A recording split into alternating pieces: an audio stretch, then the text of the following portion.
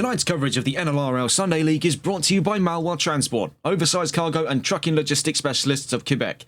Visit their website on www.malwa-transport.ca. Good evening, race fans, and welcome to Season 4, Round 6 of the NLRL Sunday League, powered by Malwa Transport and live exclusively on TRTN. As always, I am Regan Clark, and you join us here just past the season midway after a bit of a delay due to some technical faults at the season midway, as we now head back into Round 6, same out of last season, but this time around we're in double sprints right here in Nurburgring, Germany, at the site of hallowed ground in the world of motorsports. Though we'll be skipping out the indiscriminate wrath of the Nordschleifer this time around, nonetheless, we find ourselves here at the Nurburgring. This particular layout, the GP Strecker, was introduced in 1985 and consists of 16 turns and just under 3.2 miles of FIA Grade 1. Last ever Formula 1 race to around here was back in 2020 in the bizarrely dubbed Eiffel Grand Prix. Elsewhere, it's been a staple home for GT racing across the European theatre. Today, however, it's home to the second double sprint round of the season, right here in Season 4 of the Sunday League. We stay on board just for a moment with Melvin Milliston as we're in around 10 minutes of free practice. More on the itinerary in a moment's time, but getting a look into how things have been shaped over the course of the first half of the season, it's an interesting one to note for the number one McLaren if we're on board here with Milliston. Looking back at those previous wins over the course of this season, we find that Melvin Milliston has secured a record high of any one driver in the history of the NLRL Sunday League. To bring up some statistics in regards to his successes over the course of the last 3 seasons, we'll find that his win rate has now accelerated north of 60%, sitting currently heading into round 6 of the championship at a 66% win rate. Compare that to Season 3, where he found himself at 50%, and Season 2, where he was only at 20%. Season 1, he was in 25%, but that's to consider as well that those were on fewer rounds, 8 rounds, as opposed to the 10-round calendar from Season 2 onwards. Nonetheless, Milliston is at an all-time career high for the number of wins under his belt here, and also in terms of the win rate overall.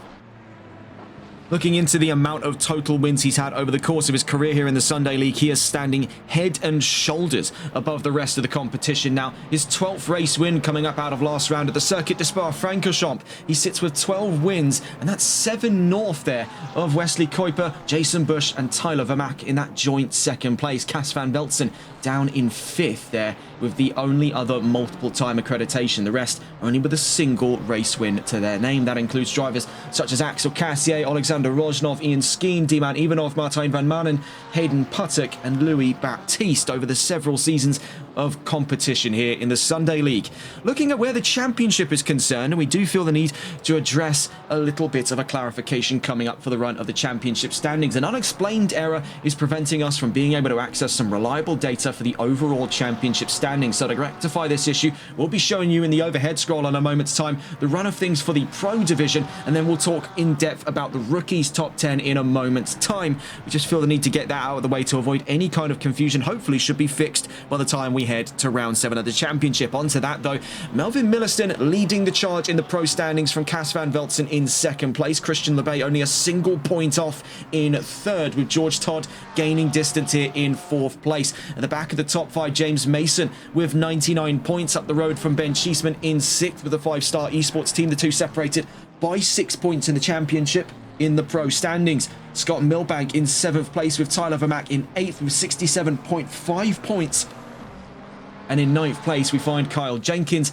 In the joint top 10, we find here at the back of the top 10, as a matter of fact, joint 10th, Kevin Quain with 63 points, and he's joint on points with Holkianos Motorsports' Sergio Belda.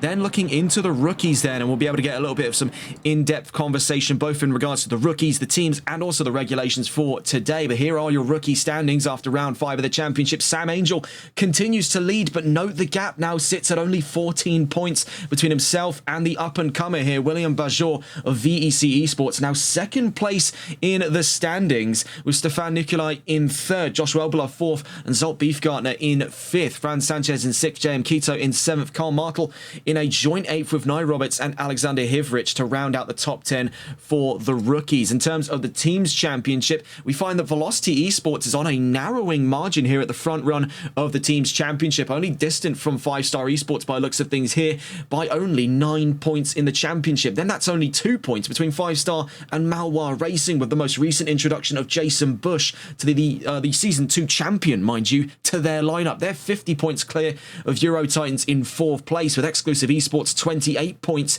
down the line to the back of the top 5. VEC Esports only 10 points off of them in 6th place, with Hokianos in 7th with 39 points. Nexus GT remains in 8th place. Out of the championship standings comes the discussion of the regulations for today, and for the second time this season we're back in the double sprint format. We're in the middle of 10 minutes of free practice, then we'll be on for 20 minutes of qualifying. Now this is vital qualifying time here, as it will affect the starting grid for both races, as we found out back in Valencia earlier this season. 30-minute races back to back there, race 1 and race 2, 1 mandatory pit stop per race with an open fuel time and approximately 3.2 seconds minimum, give or take a few milliseconds either side of it there, but that's the maths done by race control to give us that rough estimate as to how long that stop will realistically last for our drivers in today's event. And so, as we see here, caught up behind James Mason of 5-Star Esports, we were on board for a while here with the championship lead. Melvin Milliston still reeling from the highs of another race win this season and his 12th overall in the Sunday League, and he's leading by a confident margin heading into this round. We'll catch up with him a little later on. We see here with Stefan Nikolai down in the Rookies Championship, has had a very good go of things in his time with the 5-Star Esports team. But let's get a look with a few of the new names set to join us today. I have seen a few kicking around on the grid. Let's see if we can go and find one of them. I believe we have a new driver here. This one, Brooklyn Donkin, in the number 17 for Euro Titans Endurance. Now, we've seen a significant build-up in driver attendance out of Euro Titans. They've taken quite a liking to this championship in the last couple of rounds. We've seen quite a few drivers either move on to the itinerary, such as Cas van Veltzen, who have been with us for some time, though not officially competing under the Euro Titans label. And now we see new drivers like Donkin. We also saw Archie Bowen make a brief appearance back into the series with Euro Titans, and they are really taking a liking to this. So too is this team here, VEC Esports, and with William Bajor looking to try and usurp the Rookies Championship lead, the chances are looking very likely today when we get onto the conversation of the qualifying predictions. It is looking juicy for the 333 Mustang. So we see here, this is Sergio Belda looking to, by looks of it, they get into the pit lane. So we see here, Kevin Quain, now 10th in the championship and a joint 10th with Sergio Belda with Malwar Racing. To get a look, though, at the timings overall, as we just cut past, that's Andrew Veldkamp there. We find Milliston fastest with Donkin second, Bajor in third. Zolt Beefgartner, of course, we've seen before with the Tempest Motorsports team, though he races in this championship by looks of it solo in the 599 Lexus. He's 4th fastest here in free practice, with Kevin Quain in 5th, Sam Angel in 6th with Stefan Nikolai 7th, James Mason in 8th, Sergio Belda 9th, and JM Quito rounds out the top 10. A surprising lack of pace in free practice, or perhaps trialling some systems we're not privy to. LeBay in 11th place. Bear in mind, this is not his first rodeo in wet and wild conditions in that V12 Vantage here at the Nurburgring. Those with a very good memory will remember all the way back in Season 1 round 8 in wet conditions here at the Nürburgring GP circuit, where LeBay battled with his championship rival Carmelo Abate with Ferrari to take home the championship title in Season 1. That race was ultimately won by another Aston Martin, the V8 Vantage of Hayden Puttock, in his one and only appearance in the series. We've just seen across the line a moment ago was recent improvements there for Stefan Nikolai. He was 7th, but immediately forced south to 8th, as up to 4th goes George Todd, a most recent addition to the 5-Star Esports lineup, in the number 12 Ferrari. We've seen some serious power play moves out of both 5-Star Esports and, for that matter, Malwar Racing as well, with their signings of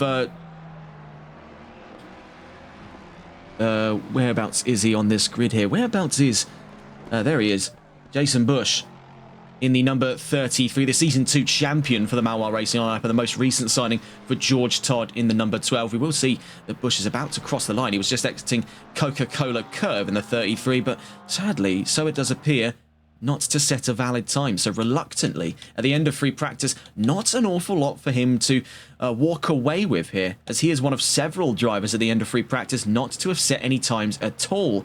You can see there from 17th all the way down to 25th. Several drivers in there. We would have expected to see times at the end of the session. One time that's just come through there right at the very end, third fastest for William Bajor of VEC Esports. He holds on to his podium position at the end of free practice. Now, of course, the main event of it is all coming up in due course. We'll be seeing exactly how things pan out in 20 minutes of qualifying, set to decide the starting grid for not race 1 but race 2 as well. This is going to be quite exciting to see how it pans out in wet conditions here in the Nurburgring, as it's really seemed to have shaken a lot of things up out past the front row here. With Milliston still fastest, the chances are still there, despite a lack of data to prove otherwise, that he'll be taking another pole position today. But he looks to have ample competition from some of the newcomers here, among them Brooklyn Duncan of the Euro Titans Endurance team. That number 17 looking poised for a very solid entry to the championship. William Bajor, of course, looking very strong as well. These two will actually be fighting inside the same category, both of them rookies to the championship. So the two Fords will be clashing heads. Up in the pro division, though, the nearest to Milliston is George Todd of the 5-star esports team. He crosses the line there just ahead of Bajor to third place. So plenty to discuss in due course here at the Nurburgring. It is a fantastic venue, as we saw from the other day when we were covering the HCCL Carousel Cup. Now, admittedly, that was utilising the full N24 layout. So this track with the Mercedes Arena section cut off and then tethered on to the mighty Nordschleife. That was a fantastic GT4 race we had the pleasure of covering yesterday on Saturday, the 6th of December. Today, though, we're just in the confines of the GP circuit. Make no mistake, though, the last two times we've visited this circuit, it has been quite a controversial one, especially to draw back to last season's round 6, which was, as it turns out, right here at the Nürburgring. And that was a very controversial start, a big prang between the three leading cars of Van Velzen, Milliston and Vermaak. It was a very, very crowd-splitting decision there by the race control team, one that was deliberated on for quite some time, did cause quite a few ruffled feathers in the paddock, especially among the involved drivers. Hopefully we're not to see anything like that today, but you can never say never on the chances of such. So 20 minutes against the clock here in the qualifying session. A bit of a wily start there for the number 12. We can see out on track, though, who else could it realistically have been but James Mason? But actually, he's been beaten to the punch there just because he was one pit box down.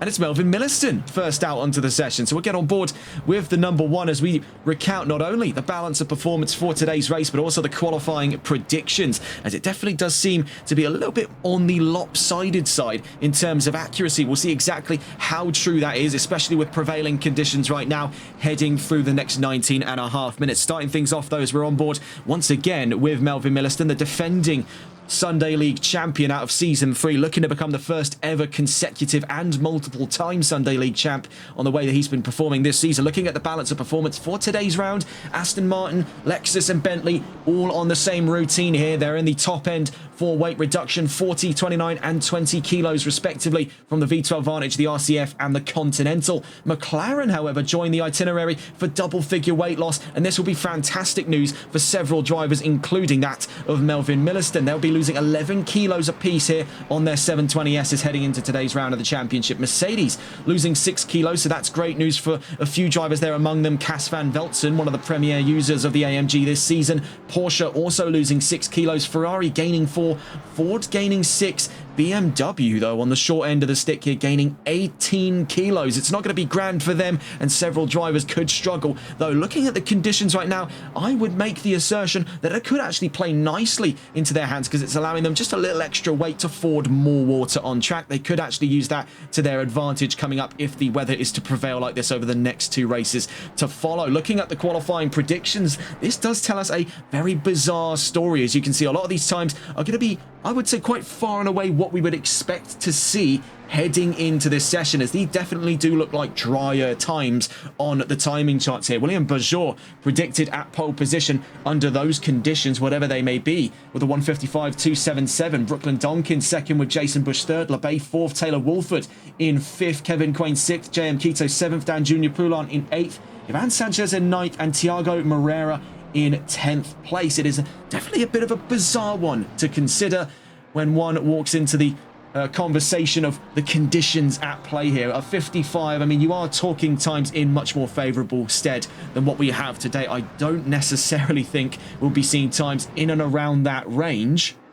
You can never say never on the hopes of such. So as we stay on board here with Milliston, he's out on his flying lap as we speak, looking around the field to see who will be following him to the line. You can see not far from his current position is the 413 of James Mason. Then next behind them, looking to enter the timing charts, is another 5-star esports car, the number 12 of George Todd. Speaking of 5-star esports, we were just on with them, watching their car to the line in the 24 Hours of Spa in the Global Endurance Tour over on iRacing. They were able to take a win in the LMP2 category. So they're riding on some successes as a team here. Let's see what their drivers can do under the Iron Veil. That is the NLRL Sunday League. Further behind the number 12, we find the number 54. That's Josh Wellbeloved of Nexus GT, now competing for BMW. Then the 333 of VEC Esports is William Bajor is in pursuit up through the Schumacher S's. From behind him, the number, looking at it here, 332. So that's Shahan Karim with VEC Esports right behind him. You can see there, if my eyes do not deceive me, that is the 33 of Jason Bush, the Season 2 champion, the Rocket Man, back behind the wheel after making his return to competition in the Sunday League at round 5 of the championship. This has proven to be the Hail Mary solution Malwar Racing needs to get them back into the title fight for the team's championship. Who better then to lead the charge than the one and only, the number 33, who dominated through Season 2. That second half practically belonged to the Lexus, but we'll see exactly how all of this ranks up as we accidentally go into the settings menu. We see Milliston across the line, Mason there second, now third fastest, with George Todd across the line. Then heading to the line was the 54 of Josh Wellbeloved. Then across the line from behind him there, William Bajor to third place. Following is his teammate Shahan Karim. Also following is Stefan Nikolai. Alongside, looking at it here, getting to the line was going to be Jason Bush, but he's actually back into the pit lane after 5 minutes, so not particularly clear on what's happened there for him. 607 and the 114 crossed the line a moment ago as well. Looking around the field was also JM Keto to a very impressive start to the session. He's a single 100th up the road off of Nexus GT's Josh Wellbeloved, currently in the top 5, but for how much longer is the real question at hand. Sergio Belda just made his way to the top 10. We also saw LeBay to third, so he definitely was sandbagging through free practice, playing his cards very close to the chest here. And as you can see for LeBay, he's now third fastest and currently one of only 4 drivers to be inside of the second of the fastest time. Technically 3 drivers if you abstain from including the number 1 in that metric.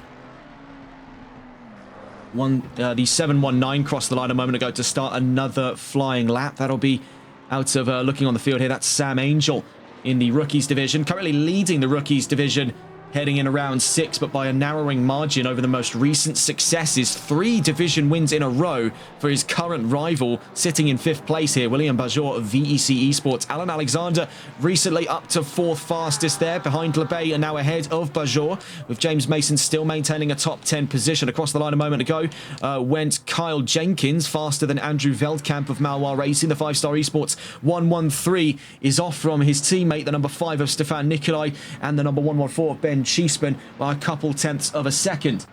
The 91 across the line a moment ago, and that was looking on the timing charts here. That was Ivan Sanchez, 12th fastest, now having slotted himself in between the 2 5-star cars just outside of the top 10.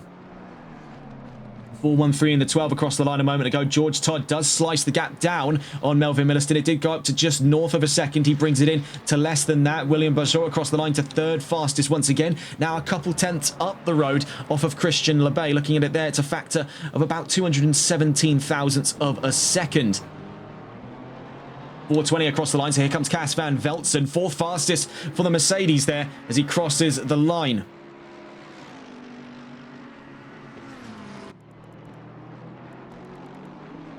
26 across the line a moment ago, and also in front of him was the number 17 Brooklyn Donkin on his first race here in the Sunday League, 6th fastest with 7 minutes covered. So just before the halfway mark of qualifying today, Donkin looking closer and closer at a chance of being in that top 5. His nearest target is Christian LeBay, and he might have to wait a little while longer because he's just been shoved down to 7th place, and by who else than his teammate Alan Alexander at the Euro Titans team, now 2nd fastest at a single 100th. That's 10 thousandths up the road from George Todd in the number 12 Ferrari. So this is very, very fine margins we're looking at here between these 3. Looking sort of front to back here, just outside of pole position is Alan Alexander, George Todd and William Bajor. So that is Euro Titans 5-star and VEC all going head to head here. just outside of that top 4 on that 3rd row is Cas van Velzen at the back of the top 5. He himself not too far off a chance either. If you take a look there, that's about 60, I want to say 67 thousandths of a second off of Bajor in 4th place. So a lot to compete for here. You can see, though, reeling in after the Schumacher S's with a tide of cars chasing him there. Not far from his current position was a handful of 5-star esports McLarens. It is contact, though, by looks of it there, between one of the 5-star esports McLarens and what appeared to be one of the Malwar Racing Mustangs. So if we try and catch on board with the 607, we'll get a scope of what's going on here. As that was Kevin Quain making contact with, by looks of it there, that's Daniel Richards. So he's moved away from Bentley. Oh, my word! Off at the Hatzenbecksbogen just before Vidal chicane. That is catastrophic in qualifying between the 607 and the 450. I wasn't expecting to see an incident this early on in the session. It's a controversial track, the Nurburgring. Wasn't expecting it in the veil of qualifying. That we are pleasantly surprised to see such difference. 83 thousandths of a second, and now you can see, looking at the margins, you are talking less than tenths, less than hundredths of a second here with Brooklyn Donkin entering the fray. You are talking, when you look at just seconds to 6th place, there is 9 hundredths of a second dividing 5 positions on the starting grid right now. You can see the margin between himself and William Bajor sits at around 7 thousandths of a second. Then from Bajor to Bush is 8 thousandths. Then from Bush to Todd is 65 thousandths. Then from Todd to Alexander is 10 thousandths.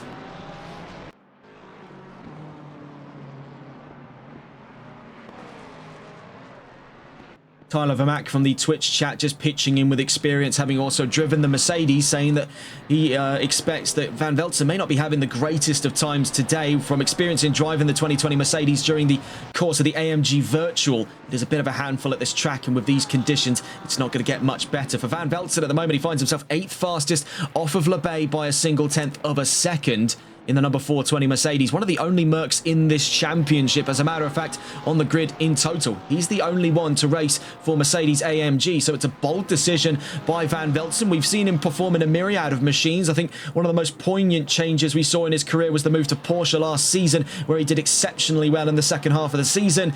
And now he makes his mainstay commitments to Mercedes, and he's been doing exceptionally well. He's 2nd in the Pro Championship. We don't know currently what the state of the overall championship is, sadly. We will just not have that data until we get to round 7. Speaking of round 7, let's see where we'll be in the next round coming. Now, you'll note all of the blue dates here are ones that have been affected by a recent outage for PlayStation Network. We were forced to shove every event back by a week. That now means 3 events will happen after the winter break. So we've only got 2 more races, with today being one of them, before we say goodbye to the Sunday League for 2025. And we'll pick it back up on the 4th of January 2026 at the Grand Prix Circuit Kyalami for round 8 of the championship. As where we'll be for the next round coming after today, we'll be heading to Alton Park for another traditional medium length round.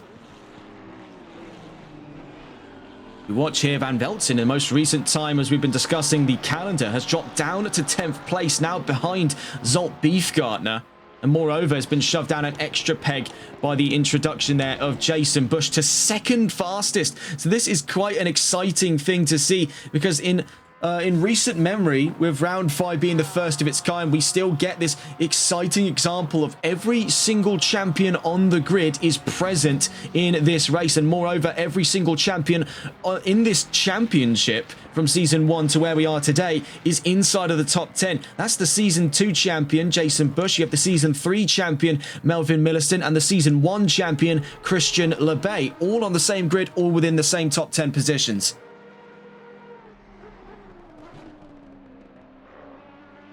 Heading out through Vidal chicane, we see here with LeBay, as a matter of fact, one of several drivers heading to the line. So we'll see for the 119 what is going on here as he makes his way around Coca-Cola curve. Actually, as a matter of fact, let's see if we can get on board with LeBay. We do see some side-by-side action there. Daniel Richards and Josh Wellbeloved. The 119 just having crossed the line a moment ago. We'll see if we can catch Christian LeBay, still in 9th place, as we make our way down towards turn 1 here. At the Castrol S, sometimes also called the Yokohama S, depending on if it's affiliated to the N24 layout. Making our way through the Mercedes Arena section. We'll stay on board for this unofficial tour of the Nurburgring GP circuit. On board the Season 1 champ, Christian Lebay, with the Aston Martin of the Maloir Racing Team number 119. It's its final season in the sport, as Lebay announced earlier on in Season 4 that he'd be making the move to Jaguar come Season 5 in 2026. So this is the twilight chapter for the 12-cylinder here in the Sunday League. He's been the sole proprietor of V12 Madness over the course of what is now 4 seasons in competition. He makes his way currently out of the Ford curve, down at turn 7. Heading now towards the Dunlop curve at turn 8. This sweeping right-hander here, open hairpin right, ducks in slightly on the inside, so it does give drivers all the way to the inside line, just a little bit of push on the way out, up through to the Schumacher S's. This area, as we've seen in rain or shine, is a bit of a treacherous spot heading up through there. Very easy to run over those curbs and upset the balance of the car. And with limited grip available, drivers are really skating on ice on the run up towards Bitt and Warsteiner, sometimes also called Kumo and Bitt curve at turns 11 and 12. Up the road from him there, you can see that's Alan Alexander, 4th place for the Euro Titans team. In the time we've been following with Lebay, he's now dropped out of the top 10, with most recent times coming in. We'll get a look as to where things stand as he crosses the line in a moment's time, but down out through Hatzenbecksborgen in towards the Vidal chicane. Now this is a sketchy spot, which we saw was quite the flashpoint in Season 3's championship title fights. In the early part of the second half of the championship. We'll see what it can do to our drivers today. Out through the Coca-Cola curve comes Christian Lebay to the line in the 119 Aston Martin. Down across the line then, onto an improvement at 201.722, 8th fastest, returns to the top 10. Now we'll see where the changes came from. And we can see in the top 10 now as well is Kevin Quain, one of Lebay's teammates at the Maloir Racing Team, the defending team's championship title winners. Right now they find themselves 3rd in the championship behind 5-star and Velocity. But with the most recent introduction of Jason Bush to their itinerary, things could be looking hopeful for the Canadian firm heading into the latter half of this championship. There is a lot of hope riding on this signing. As we can see right now, he has not grown weary in fatigue from his lack of appearances in this championship, where the schedule for him may have changed. His ambition for racing certainly hasn't been tainted with time. Bush is back in to this championship. We saw quite the re-entry in Spa, and this is definitely a good act to follow from, as he now finds himself still looking on the podium here for the start of round 6 of the championship, for the first of 2 races today, 2 30-minute races to follow on from now. He's put himself in a very good position so far. He drops down to 4th with the most recent time there by George Todd to 3rd. Can he take it back off of Todd? Across the line he goes. Sadly, not this time around. Needs to find a single 10th of a second there to get up over the number 12 that's most recently moved onto the podium. And also we've just seen improvements out of that of Melvin Milliston. The gap now up to 640 thousandths of a second to the nearest car, that currently being Cas van Velzen in 2nd place for Mercedes and Euro Titans.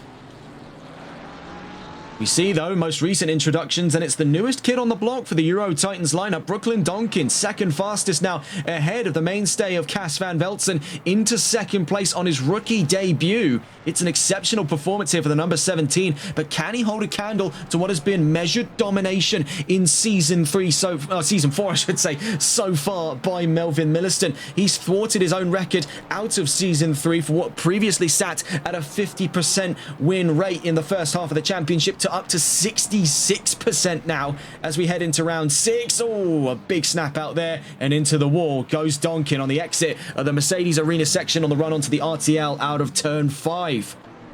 Alan Alexander now usurps Cas van Velzen as well. Euro Titans looking at a 2-3-4 start here behind Velocity and ahead of 5-star and Maloir.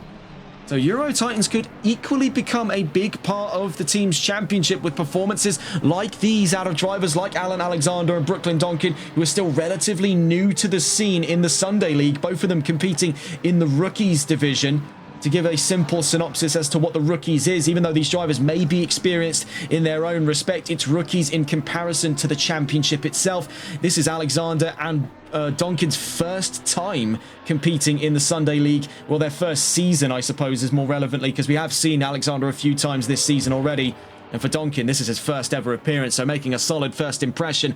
Looking at the grand scheme of things right now, with George Todd backing down to 7th, most recently having lost his position off to Jason Bush, who now moves 0.05 of a second up the road from him to 6th place, and now on to the 3rd row alongside William Bajor, who himself is an up-and-comer for VEC Esports, also competing in the rookie wing and looking to overtake Sam Angel's control of the Rookies Division Championship by the end of today. This really does look to be an exciting turn of events for VEC and for Bajor, who started a race down in this championship. Well, 2 minutes left to go. We'll catch on board with the nearest driver to the line. Zolt Beefgartner took the division win back in round 1 in Indianapolis. Let's see what he can do. Heading down towards the line in the 599 Lexus. He's second fastest. So a serious improvement there. Fastest in division and now second fastest overall. And looking at the margins there, it's by 122 thousandths of a second to Brooklyn Donkin in 3rd place. It puts him 406 thousandths from Milliston at the front of the pack here. 115 across the line a moment ago. We'll see where they ranked onto the charts here. The 115 being driven at this time. If we can locate them. My eyesight has just gone very weary, so it seems. Oh, no, it was the 315. Yes, so that's even more of the point at hand. It was Alan Alexander across the line a moment ago. Still finds himself so close yet so far away from his teammate Brooklyn Donkin. Those two separated by looks of it there by 25 thousandths of a second. He makes his way through the Mercedes Arena section and what looks to be worsening conditions here at the Nurburgring.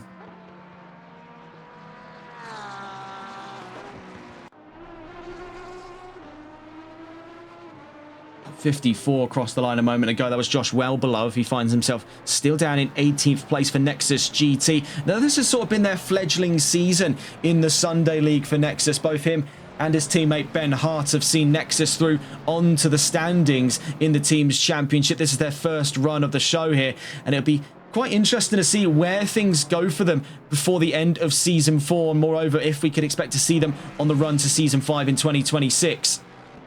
Oh, not much time left in qualifying. It's still all down to the wire between several drivers here. The 607's nearest to the line, and we'll catch here with Kevin Quain from 10th place across the line. Does he go faster than his teammate Christian LeBay? Not this time around, but with one more lap to play with, he's got the chance. The number 6 across the line from behind him was Taylor Wolford to 18th place, going faster than Josh Wellbeloved. 719 to the line in a moment's time. Here comes Sam Angel, the leader of the Rookies division, but he's only to 14th after that last lap just gone and being beat to the punch there just as he crossed the line. Sadly, with no more laps to play with, Zolt Beefgartner beaten by the bell to 2nd place. He stays in a confident position, but by how much longer can he hope to hold on to it? Christian LeBay improves to 7th place ahead of his teammate Jason Bush to be the fastest driver for the Malwa Racing lineup for today's run of racing.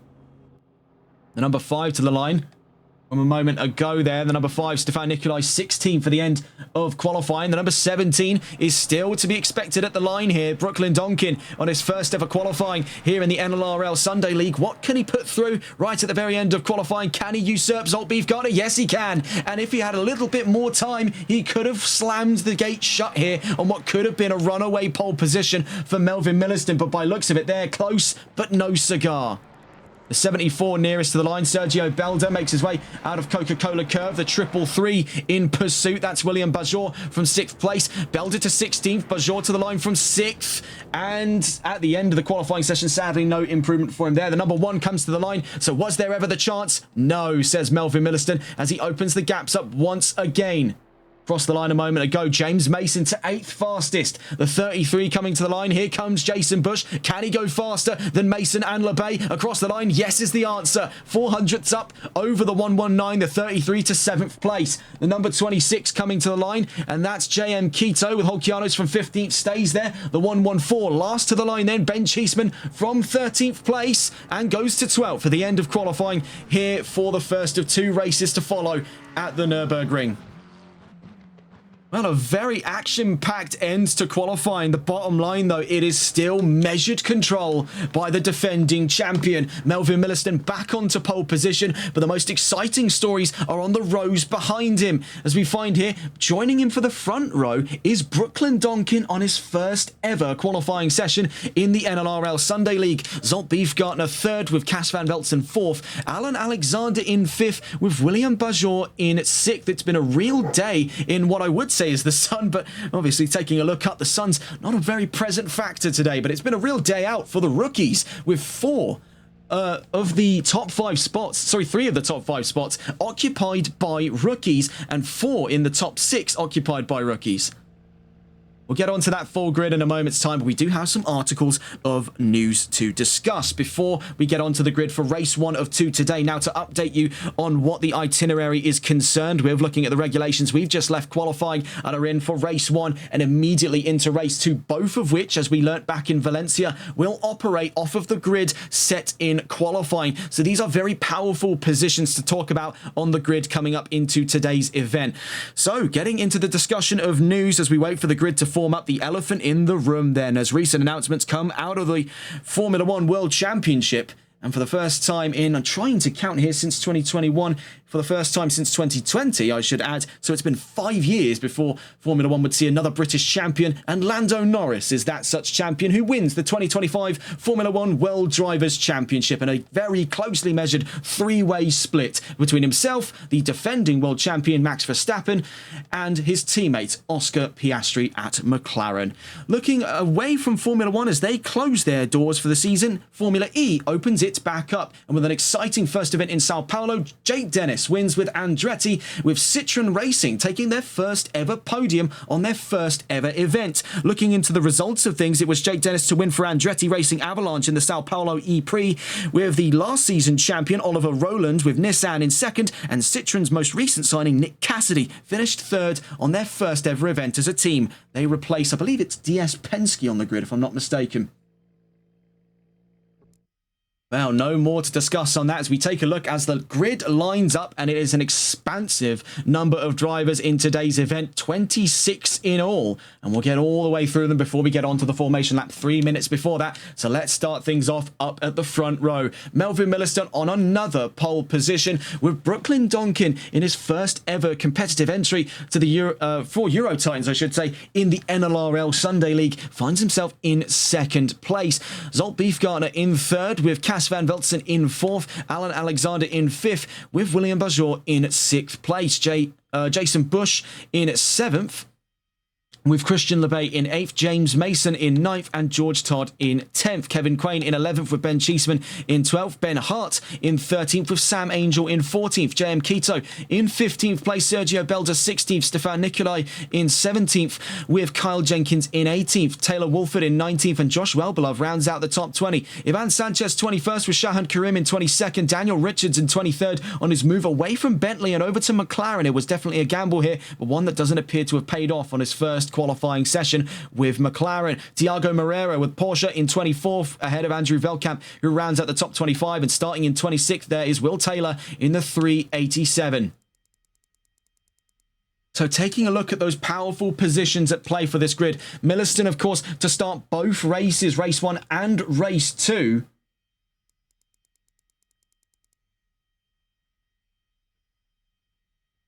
Sorry, we just got a note there in chat. Ben H44 saying, I'm in a Ferrari. Ben Hart, I assume, there with Nexus GT. So that's the number 40, currently in 13th. We were talking, moreover, about, I think the change we were talking about was for Daniel Richards. He moved away from Bentley. So, sorry, to talk about the more important positions up front here for a lot of these drivers. They'll be starting both race 1 and race 2 in these positions here. So for Milliston, he gets full control of the pack for both runs around the Nurburgring here, race 1 and race 2. Race 1 looking to start on much more favourable conditions than we left off in qualifying, as you can see in front of your eyes here, very dry conditions compared to what qualifying had our drivers go through over the last 20 or so minutes of competition here in round 6 of the championship. Brooklyn Donkin gets his stab of things for both races here, starting from from the front row on his first ever competitive entry to the Sunday League. It's going to be a very exciting time to follow the number 17, but what can he do up against a grid such as this? Zolt Beefgartner is no slouch when it comes to the rookies division, though he had his hiatus both times he's competed. He's finished in Division 3rd, so nothing to scoff at for the 599. Definitely keep an eye on him here, and he finds himself overall 3rd for the start of today's race. Cas van Veltzen, we've seen him to be a stern customer here at the Nurburgring. He knows how to close a gap, so keep an eye on that 420. We'll discuss the rest of the grid as we get on towards formation here. We're on board with Van Veltzen, but we'll quickly just try to catch on board with the pole sitter, Melvin Milliston. We wait for the pull away from the grid here, back on board with the defending champion. He's now on board with Melvin Milliston.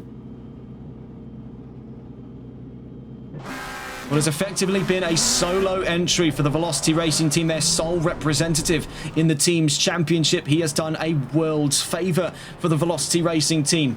We've seen him a few times over the course of other competitions, but here he stands alone for Velocity, where he was expected to be joined by others. He still finds himself without any reinforcements, and by the looks of things so far, it's not that he's going to need them. 66% win rate, the highest chances he's had coming out of the first half of any championship in his time in the Sunday League. In all 4 seasons, he's competed in some degree. In all 4 seasons, he's at least picked up 1 race win. Back in Season 1, it was round 4 at the Red Bull Ring. In Season 2, it was the opening round at the Circuit de Spa-Francorchamps. In Season 3, really take your pick at it here, because in the first half, he won in the second half of Brands Hatch. Sorry, not in Brands Hatch, in Alton Park, I should say. He won in the Netherlands, and he also won in the second half of the Spanish doubleheader and round 5's first ever sprint race of Season 3.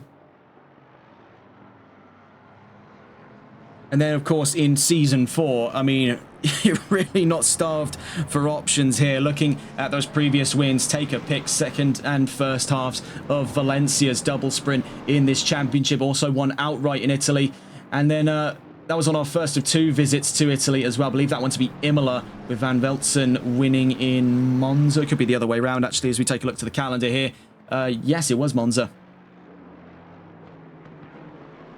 And then, of course, his 12th overall win in his time in the NLRL Sunday League came out of the last round just gone, around 5 at the Circuit de Spa-Francorchamps.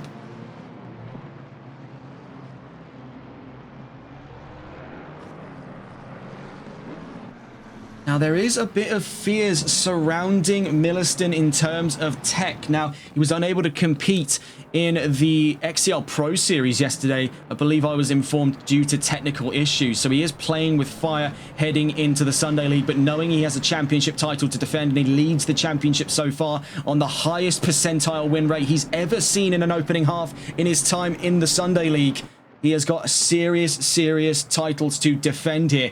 In regards to how long the race will be, asks one of the viewers in chat, we're in for 30 minutes of racing here in race 1, and then we'll go right on to race 2, which is another 30 minutes. And just before we do get to the line, you can take a look at the itinerary here as we're in the double sprint format. We've come out of qualifying. We're about to start race 1, and then we'll be on to race 2 immediately after. Both of them will be starting from the grid set in qualifying. So that really does highlight the importance of qualifying. Both races have a mandatory pit stop with an uncapped fuel time. And to answer the question in chat, is that the whole session? Yes.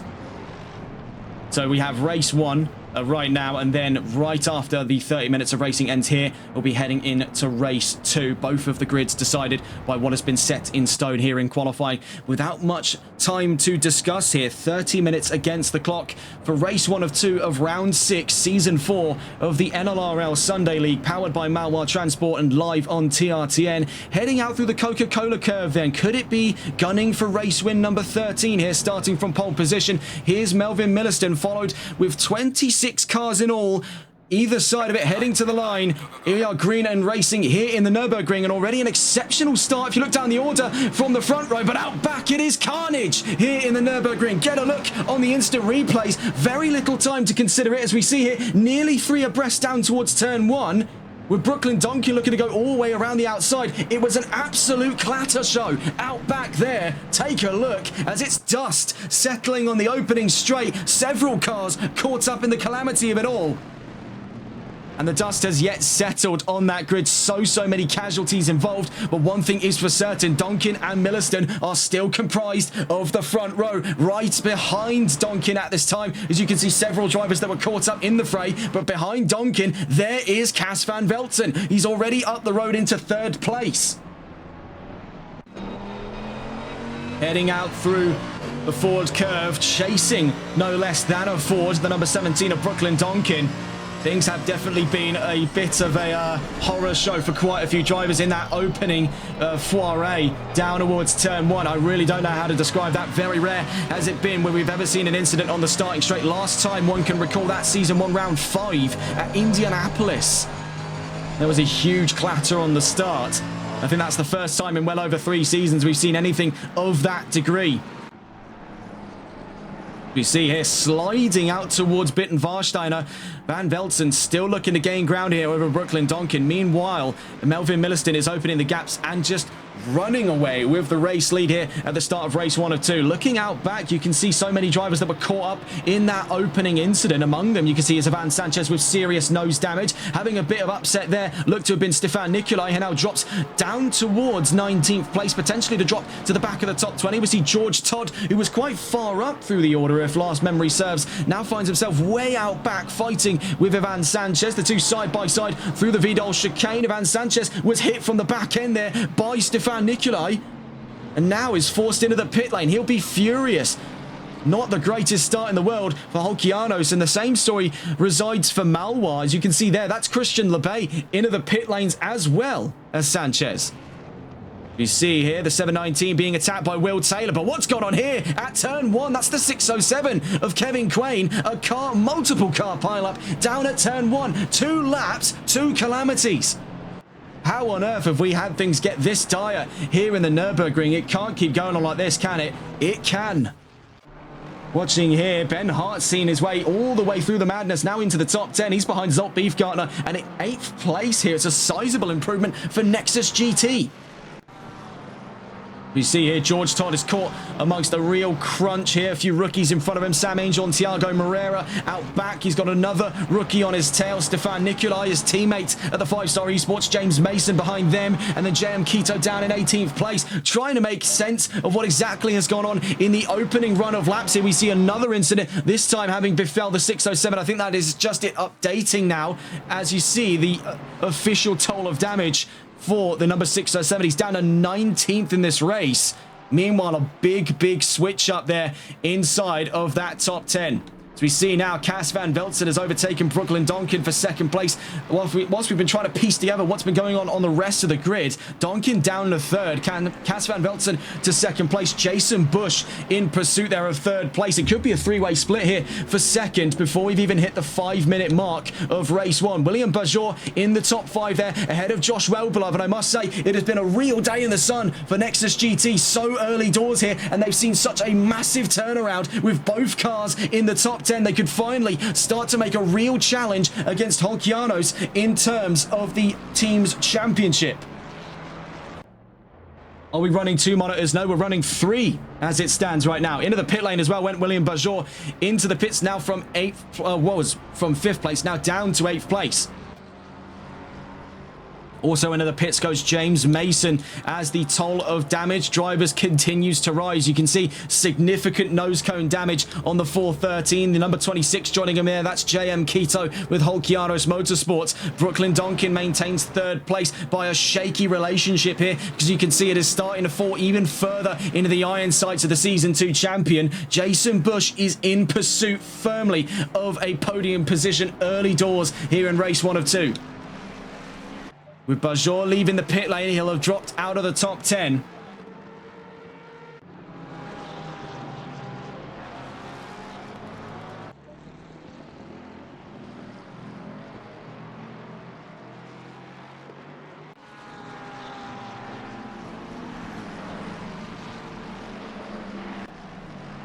Watching here with Cas Van Velzen, 1.7 seconds the gap between himself and Melvin Milliston. Now we take a look back through Van Velzen's career itinerary. Actually, as we do that, we are just quickly taking a look at some of the fluctuations on the charts here. We see Zolt Beefgartner now looking to challenge a top 5 position off of Josh Welbelov, and he goes all the way out wide in towards Bitten Warsteiner down at turns 11 and 12. What on earth had gone on for him there? The number 599 now drops significant distance off of the back of that number 54.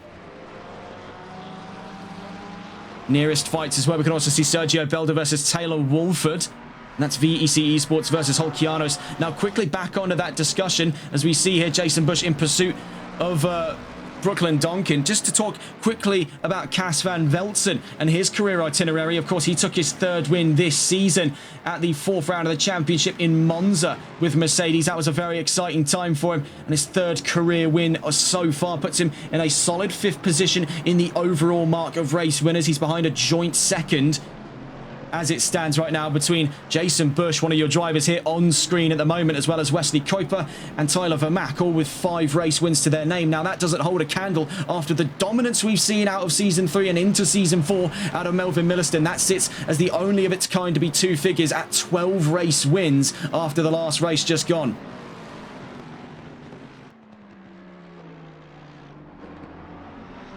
Down towards the forward curve down at turn 7. We can still see Bush is in pursuit of Donkin. Looking further down the line, we see another Lexus getting a handful here with George Todd pursuing Sam Angel down towards the forward curve just on the exit of the RTL. So you see though with Brooklyn Donkin, we want to try and get a view with the attacking point of view of things here. Watching with the number 33, Jason Bush. After a long hiatus of competition in the Sunday League, he's been able to cut his teeth elsewhere in other championships, but it is such a glorious sight then to see the Season 2 champion back into the fray. And he holds with him quite a few accolades under his belt here. Not only was he the first ever to take a race win with Lexus, he was also the first ever American driver to win a race, of which he did in Season 2, Round 4, the Grand Prix circuit Kyalami. Moreover, he's the first ever champion from the USA, the 2nd ever from North America after Canada's Christian LeBay took the Season 1 championship.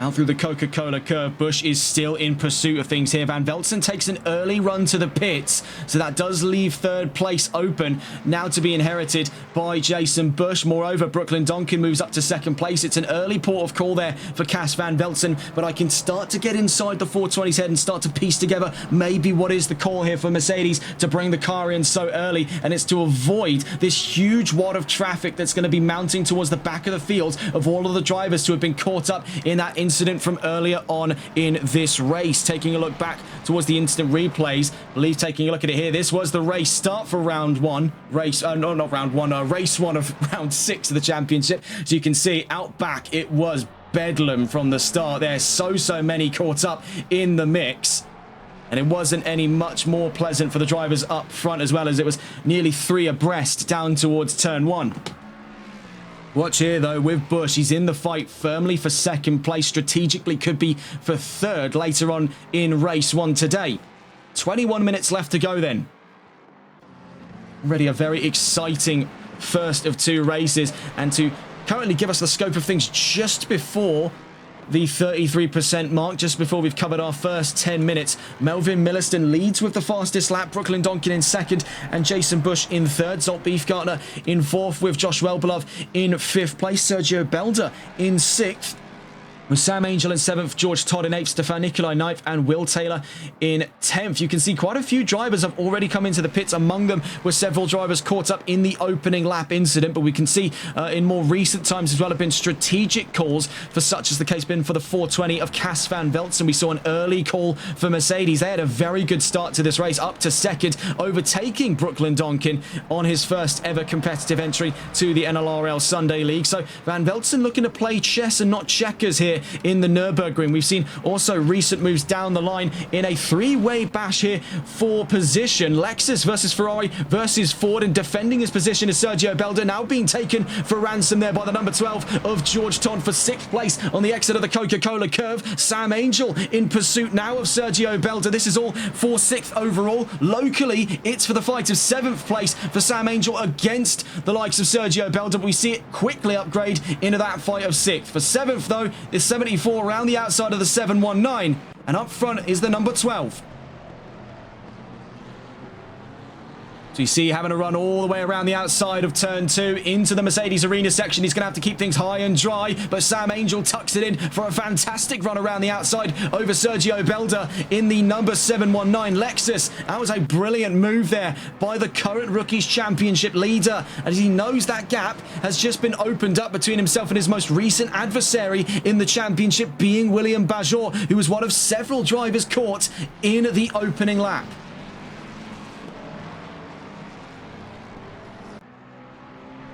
Looking back up to the fight of 2nd place very quickly here, we see Brooklyn Donkin, who's leading in the Rookies division in this race, looking perhaps for a division win by the end of race 1. Not if Jason Bush has anything to say about it, as he'll be kicking him down a peg if he can get up towards 2nd place. It'll put Donkin in closer proximity to the nearest rookie on the field, being currently 4th overall, 2nd in division, the 599 of Zolt Beefgartner.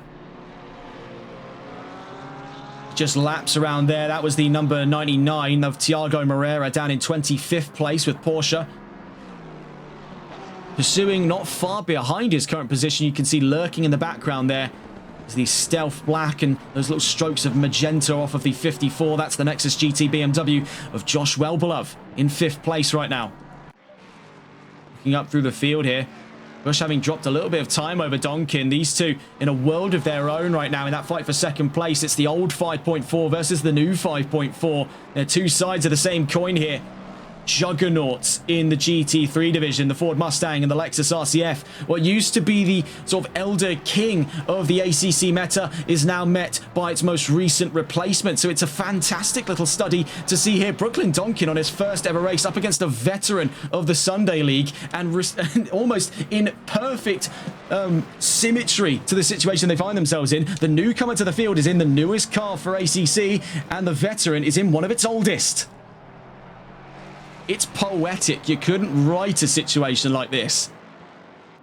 You see into the pit lane most recently was Sergio Belda. He's now on his way out. Also into the pits as well, Alan Alexander in the 315. It's not been the greatest start to things for the Euro Titans. Porsche was caught up in that first lap incident.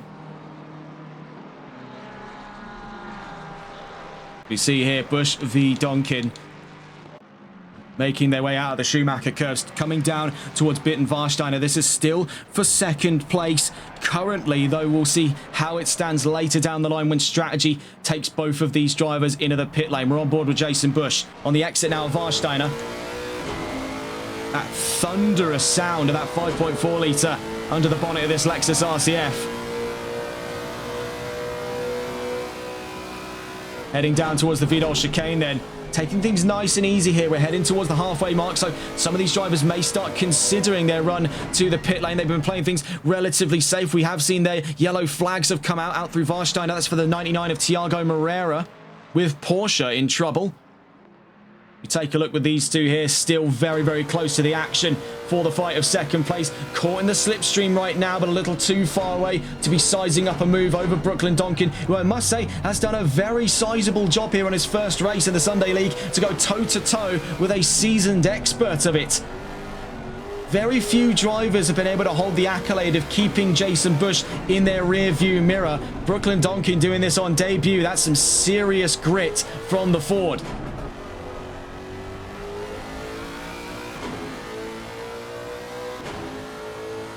One of the viewers in chat, they're asking, are you Dutch? By the way, no.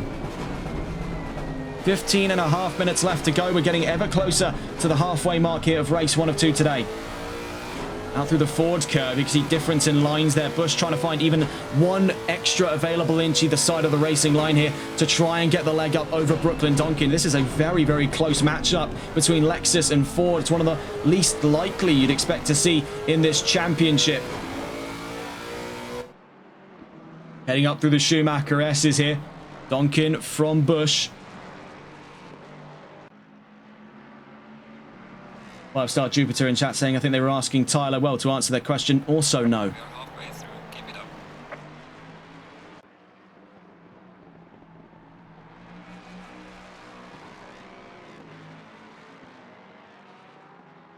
Of course, one of the more bizarre announcements to have come out of the season midway was the departure of Tyler Vermaak. He was a runner-up in Season 3 of the NLRL Sunday League. He was fighting up against the likes of Melvin Milliston for that championship. He was also going toe-to-toe with Cas van Veltzen. That was a fantastic championship title fight back in Season 3. But after the season halfway, he announced he'd be taking his break away from the series.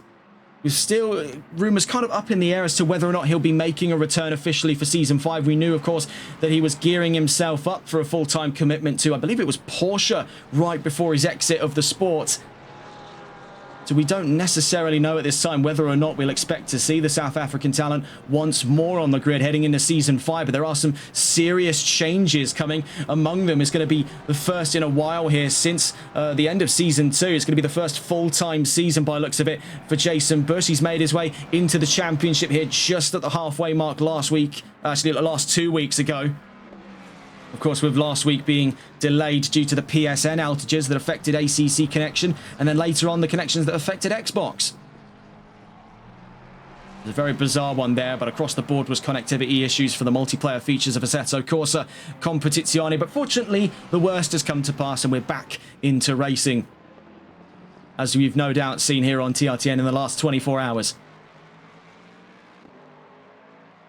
Just to keep an eye though, Bush v Donkin, it has been a very well-met matchup here between Lexus and Ford. You've got to hand it to them, as now they are two of only 7 drivers left on the grid to meet the pit lane entry. Now looking further down the line, Josh Wellbeloved has recently lost out a top 5 position over George Todd, pushing him down to 6th place, with Sam Angel not far from his current position. He's only a corner away. Actually, as I say that, it's Cas van Veltzen now to inherit 7th, as Angel drops down to 8th.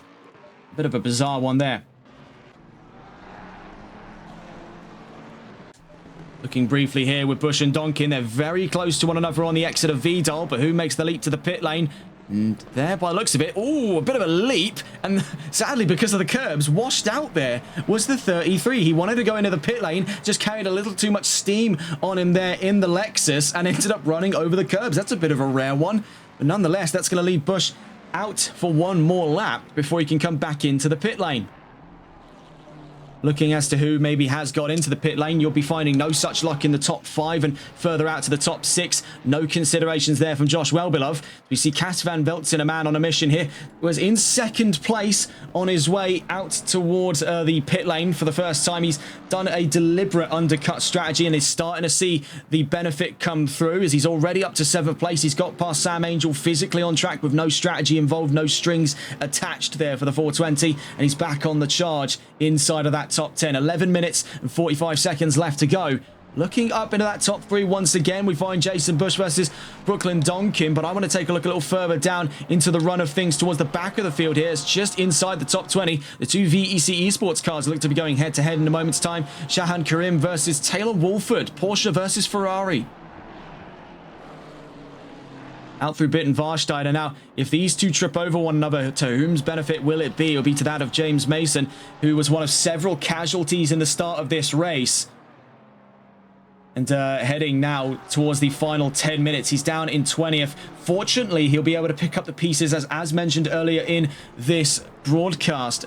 Both of the racing grids will be decided based off of the qualifying grid. So he'll be back all the way up through the order by the time we go racing again.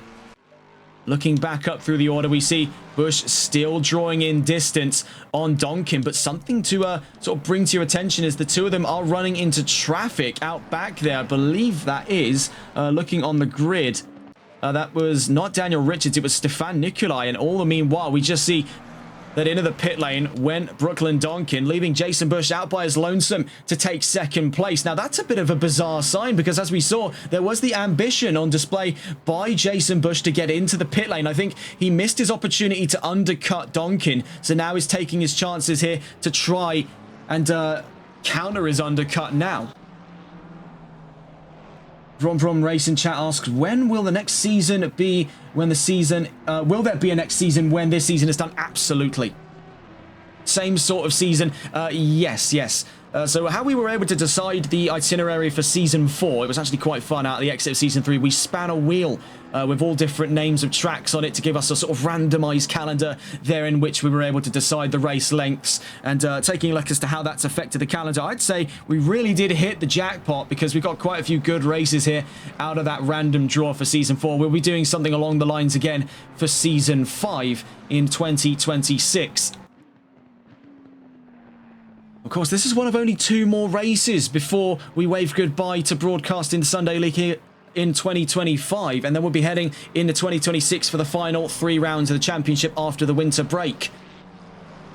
So with Donkin exiting the pits, he now drops behind Zolt Beefgartner and now towards the back of the top 5. The question therein remains, has he been overtaken by that of Cas Van Veltzen? The answer, quite bluntly, yes, as Van Veltzen's now up to 6th place, so furthermore starting to reap the rewards of this albeit lofty gamble in his earlier pit stop.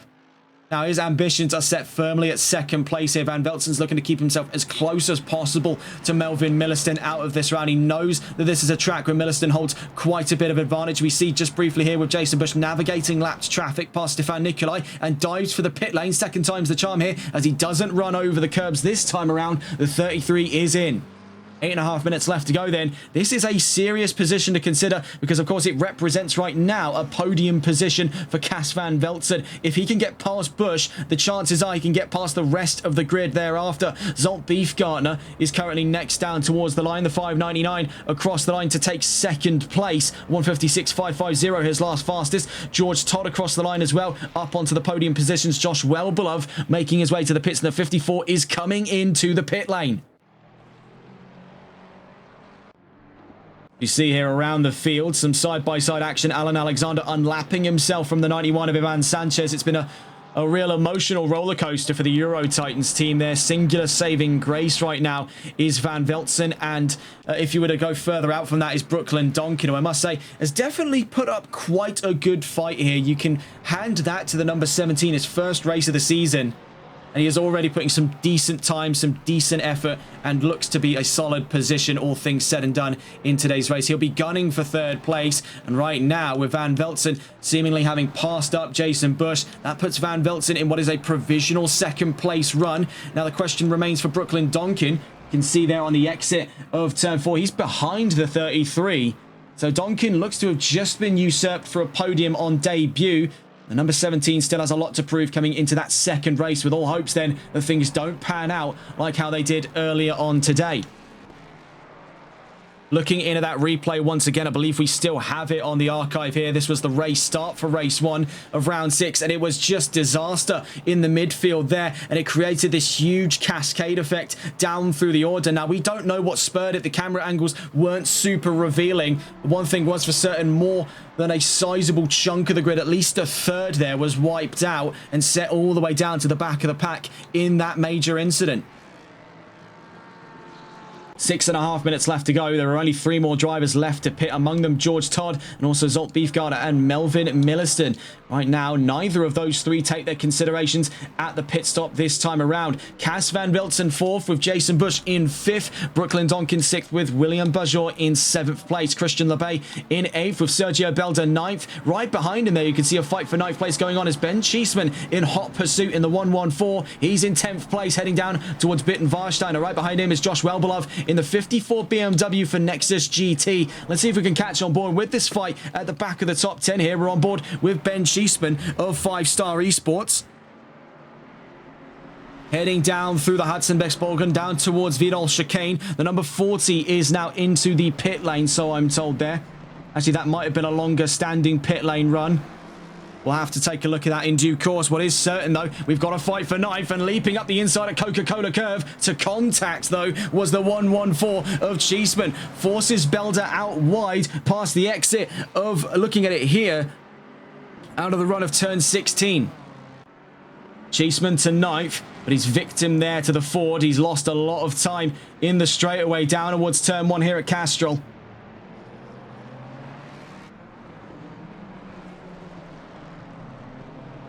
into the Mercedes Arena section then.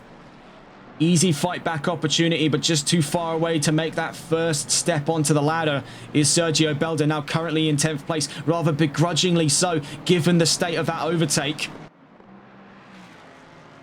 The 99 is in. We've got word of more moves to the pit lane, so getting a look on the overall charts here.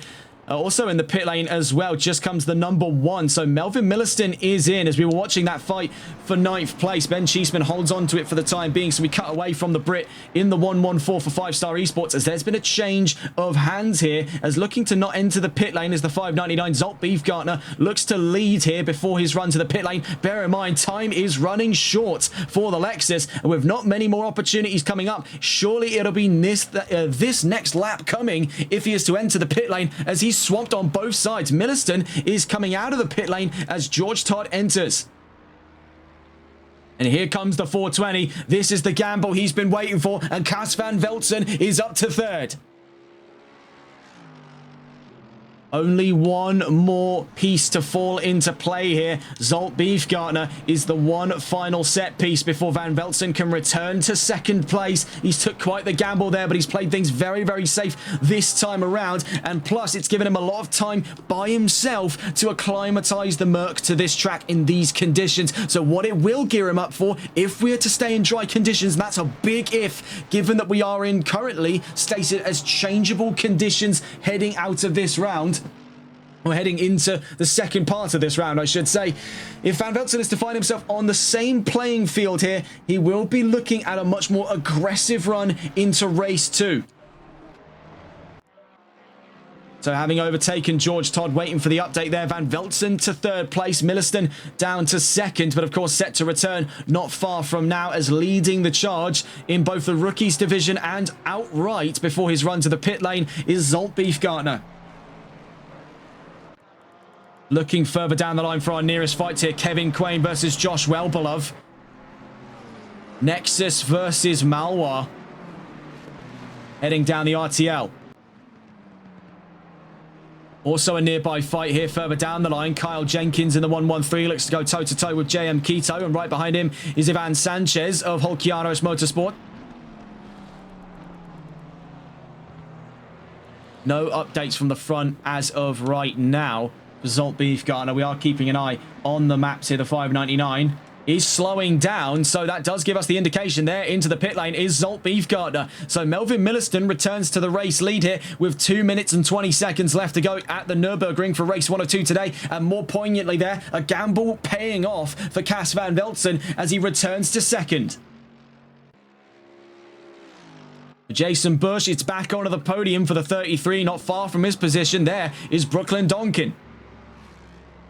And I must say, in the time that he's re-entered the track, he has started to gain distance back over the 33. We thought it would have been a run-and-done podium here for the Season 2 champion, but Jason Bush does find himself in the closing minutes of race 1 here. I think he will be beaten by the bell, but it is a case that he has found ample competition in the hands of the newcomer. The number 17 of Brooklyn Donkin has put on a really sensational performance in his first ever competitive entry to the Sunday League, so keep an eye on this one as he'll be on the front row yet again for the start of race 2.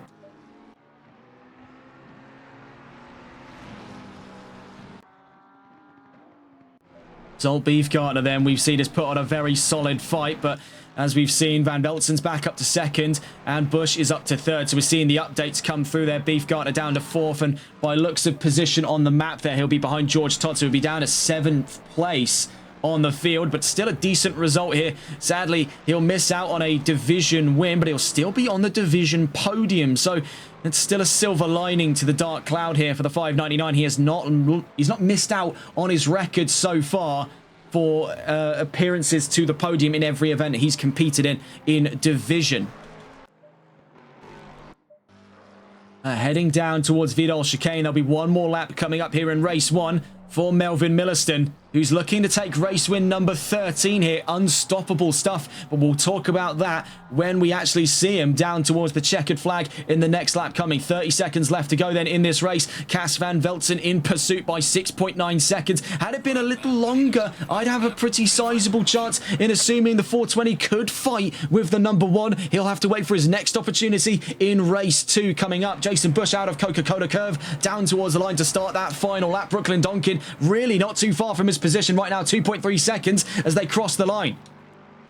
William Bajor, again, a solid performance. He'll miss out on the division win by looks of where it stands right now. It'll be a Ford 1-2 for the rookies. And for VEC Esports, they are still holding on to a very solid bout of points in both divisions here, heading out of race 1 of 2.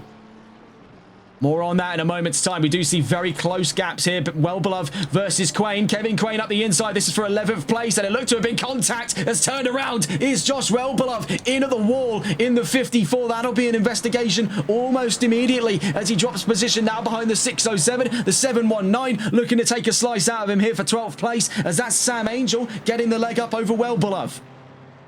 Down the opening straight, and that was just run away with it. That 5.4 is giving him so much power over the S55 engine in that BMW, and it looks to be getting around there. The lapped car, the 616 of Andrew Veldkamp.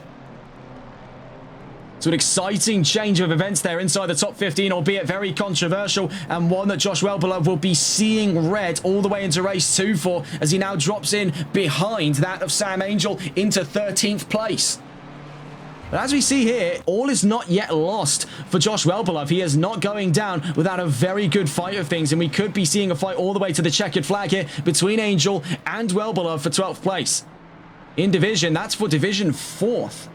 But without further ado, heading out of the Vidal chicane, heading in towards turn 16 of the Coca-Cola Curve, looking on the title here of a 13th race win overall. Melvin Milliston makes his way out of turn 16 for race 1 of 2 today. The checkered flag flies for the number 1 once again, race winner here in Nurburgring. First of 2 races today goes firmly into the hands of the Super Swede. His 13th race win in the Sunday League. A seemingly unstoppable metric here, furthering that percentage win rate outright from 66% today. Van Velzen, a very solid gamble there. Second place, I should say, because third place is Jason Bush with Malwar Racing, returning to the sport here, his second appearance in Season 4, and he's back on the podium. Brooklyn Donkin on debut takes the Rookies Division win in Race 1 in the number 17 for Euro Titans. He's ahead of the 333 of William Bajor, who fought valiantly back for a top 5 finish today. He's ahead of George Todd for 5-Star Esports. Zolt Beefgartner in 7th there. And with Christian LeBay fighting things back there from uncertain odds, the Aston Martin into the top 10 once again, the 119 in 8th. Ben Cheeseman 9th, Sergio Belda 10th, Kevin Quain in 11th, Sam Angel in 12th, Josh Wellbeloved in 13th, Will Taylor up to 14th there. A great turnaround for the 387 there across the line for 14th to solidify their results. Kyle Jenkins for 15th, Ivan Sanchez in 16th. We'll get the full results in a moment's time. The bottom line though, your 2 division winners out of race 1, Melvin Milliston in the overall division, Brooklyn Donkin in the rookies. Your winning teams then in the overall is for Velocity Racing Team, once again looking to build on that gap, but with only one driver up against the likes of 5-Star Esports and Malwar Racing's multiple car lineup, the chances for them to continue to hold that lead are starting to thin out. What an exceptional race then for Melvin Milliston. That is textbook performance for the number 1, furthering this unstoppable metric he governs, now up to race win number 13 for the number 1.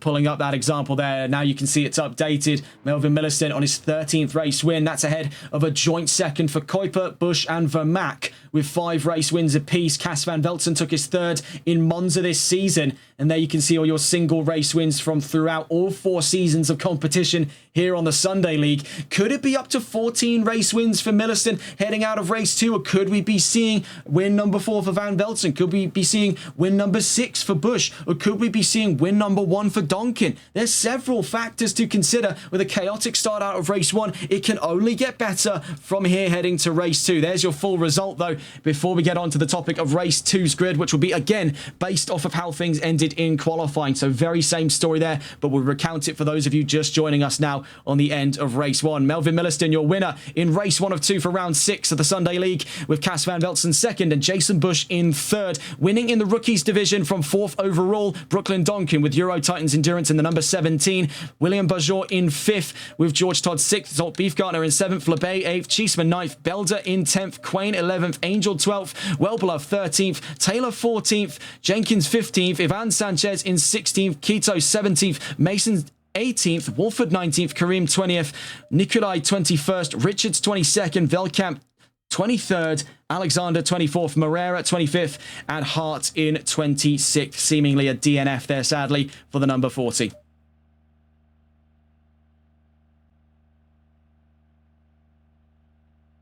So as we start to reset all of our systems, we have a little bit of empty space here. The major takeaways from this race: an exceptional performance there by Cas van Velzen to usurp the front row off of Brooklyn Donkin. He played very well with both pace and strategy. He did absolutely everything in his ability there. In a less than confident Mercedes, mind you, there were fears over what the AMG was going to be capable of in today, so he had to play this one smart and not hard. And ultimately, that's given him second place. It's going to continue to keep the gap at least manageable between himself and Milliston. It will continue to open up for him, sadly, before we head to race 2. Hopefully, he can turn this around, potentially to challenge for the race lead into race 2, now getting a much more firm hand at the wheel for what to expect strategy-wise and conditions-wise on this track, what he can do, and moreover, what he can't do in that Mercedes. Also, a major takeaway from it: Jason Bush, third place for Maloir Racing, back onto the podium. Very competitive stuff for the number 33. He'll be continuing their efforts to close the gap not only to 5-Star Esports but also to the current team's leaders at Velocity Racing in Season 4's Teams Championship. So for Maloir, this is a very pivotal change in fate for them as they find a driver up onto the outright podium. That's going to continue to sort of extend their chances to be within a shout of defending their team's championship title out of Season 3. Less onto that and more onto this. Back onto the grid for the second time today, and of course, it is the same as what we saw out of qualifying. So getting a look back through the grid: Milliston on pole, Donkin second, Beefgartner third, Van Velzen in 4th, Bajor 5th, Bush 6th, LeBay 7th, Mason 8th, Todd 9th, and Quain in 10th. Cheeseman in 11th, Angel 12th, Quito in 13th, Belder 14th, Nikolai in 15th, Jenkins 16th, Wolford 17th, Wellbeloved 18th, Sanchez 19th, and Kareem in 20th, Richards 21st, Veldkamp 22nd, Taylor 23rd, Moreira 24th, Alexander 25th, and Hart in 26th.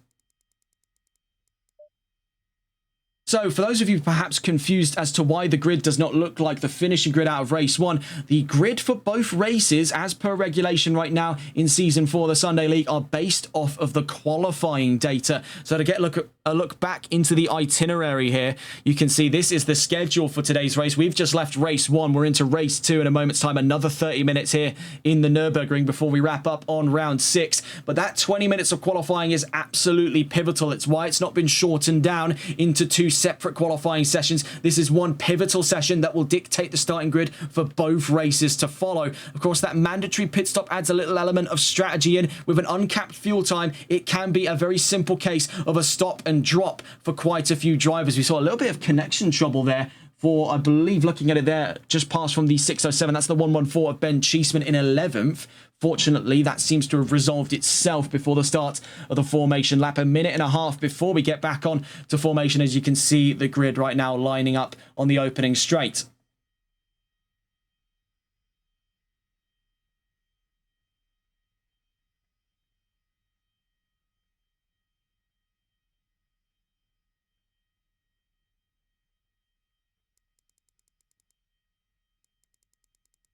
So your ones to watch them: Jason Bush, who I would definitely say in terms of race 1 is your driver of the day. He went from 6th to 3rd there, put Maloir on the podium. Also to keep a very close eye is Cas van Velzen, though it was a smaller gap he had to close, 2 positions over Bush's 3.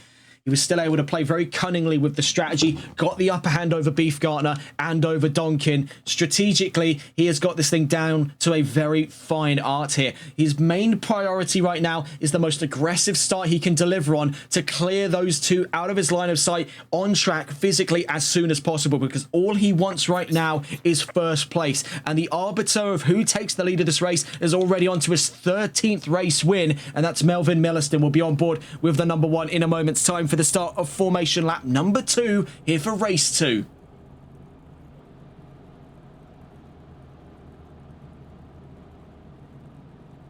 Back on board once again with Melvin Milliston taking us away for the formation lap here for race 2 today, the final race of round 6 of the championship before we head back onto the single race formats for round 7. The next double sprint race coming up will be later on in the season over in 2026 at the penultimate round of the championship at Laguna Seca on the 11th of January.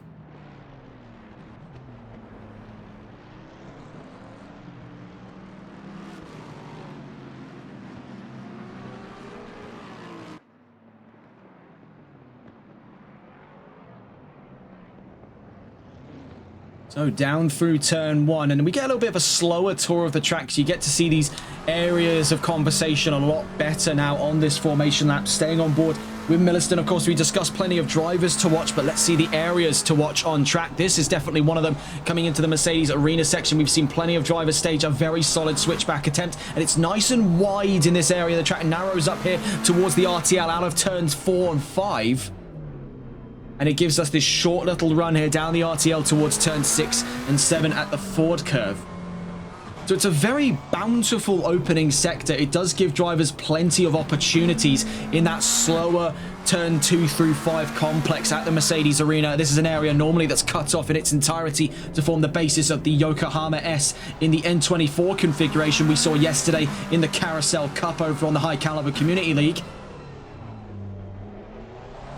You see heading out of Ford curve out towards turn 8, the Dunlop curve. Not to be confused with the corner of the same name down at the Suzuka International Racing Course. Now this one is a broadly different kettle of fish. An open hairpin right, curved on the inside there. Positive, would it be negative camber compared to being off camber. So out through turn 8 I should say, up towards turns 9 and 10.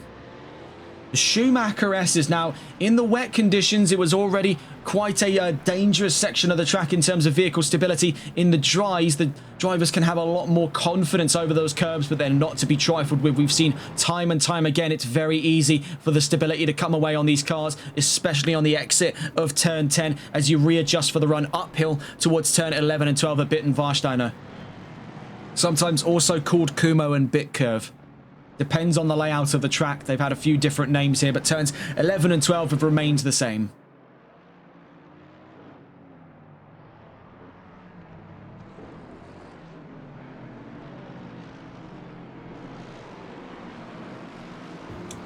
Heading down to this fast right-hander then.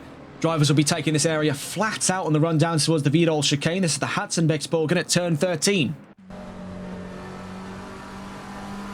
Now, the drivers will be trailing out of overtaking opportunities down at turns 11 and 12, Bit and Warsteiner, otherwise Kumo and Bit. And they'll be following these moves, whether they choose to execute them long-winded on the way out of turn 12. They'll be seeing it all the way down through turn 13 into an area that no two drivers dare go side by side through. It's almost a religious commitment now, 4 seasons into the Sunday League and multiple visits to the Nurburgring. Very few have come out in favourable stead going side by side through the Vidal chicane. Though not impossible, it is incredibly dangerous.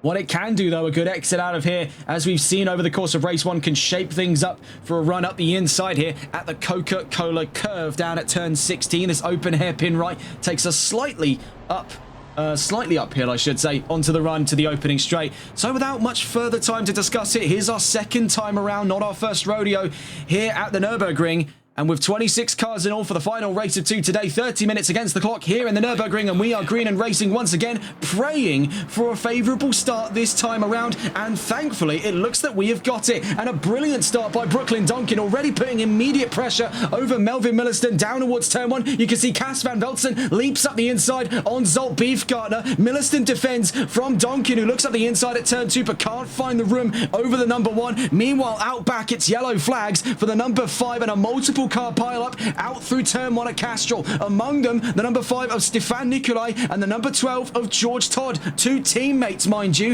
at the 5-star esports team.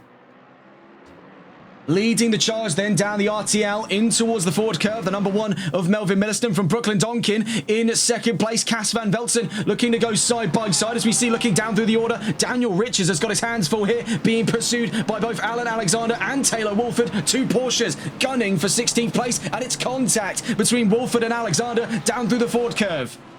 The 114 has got his hands full here with Kevin Quain in pursuit, looking up the inside there. The 607 trying his luck on the 114, but we want to get a look here with that of Cas van Veltzen. Currently fighting for what is 3rd on the grid, up through the Schumacher S's over Zolt Beefgartner, and he needs to clear the gap ASAP, because look behind him there, and you can see it's a 2-pronged offensive from both Jason Bush and James Mason. Christian LeBay just behind Mason there, with Mawar still in pursuit. Right behind him is William Bajor in the 333 of VEC Esports' Ford Mustang lineup. A lot of information to process in such a short amount of time. I'm short of breath on the run out through Hatzenbecksborgen, but what is for certain right now, Milliston leads. You can see in the background, looks to be a fight going on here between James Mason and Jason Bush. The 413 versus the number 33. Both of them having a bit of an upset run through the Vidal chicane. That leaves the 33 to defend the inside through the Coca-Cola curve. Super late apex there by Mason, but it's not proven to be much benefit for him, but it could prove to be benefit for the driver behind him, Christian LeBay, who's in the slipstream on that BMW as he pursues his teammate down towards turn 1. You can see further up the road, looks to be a switchback in the making here for Cas van Veltzen over Zolt Beefgartner for 3rd place. We catch back on board here with the number 420 Mercedes on his way through the Mercedes Arena section, so we're better on the track for the 420 to try his luck here over the not the 799, the 599 with the 17 up in front of him.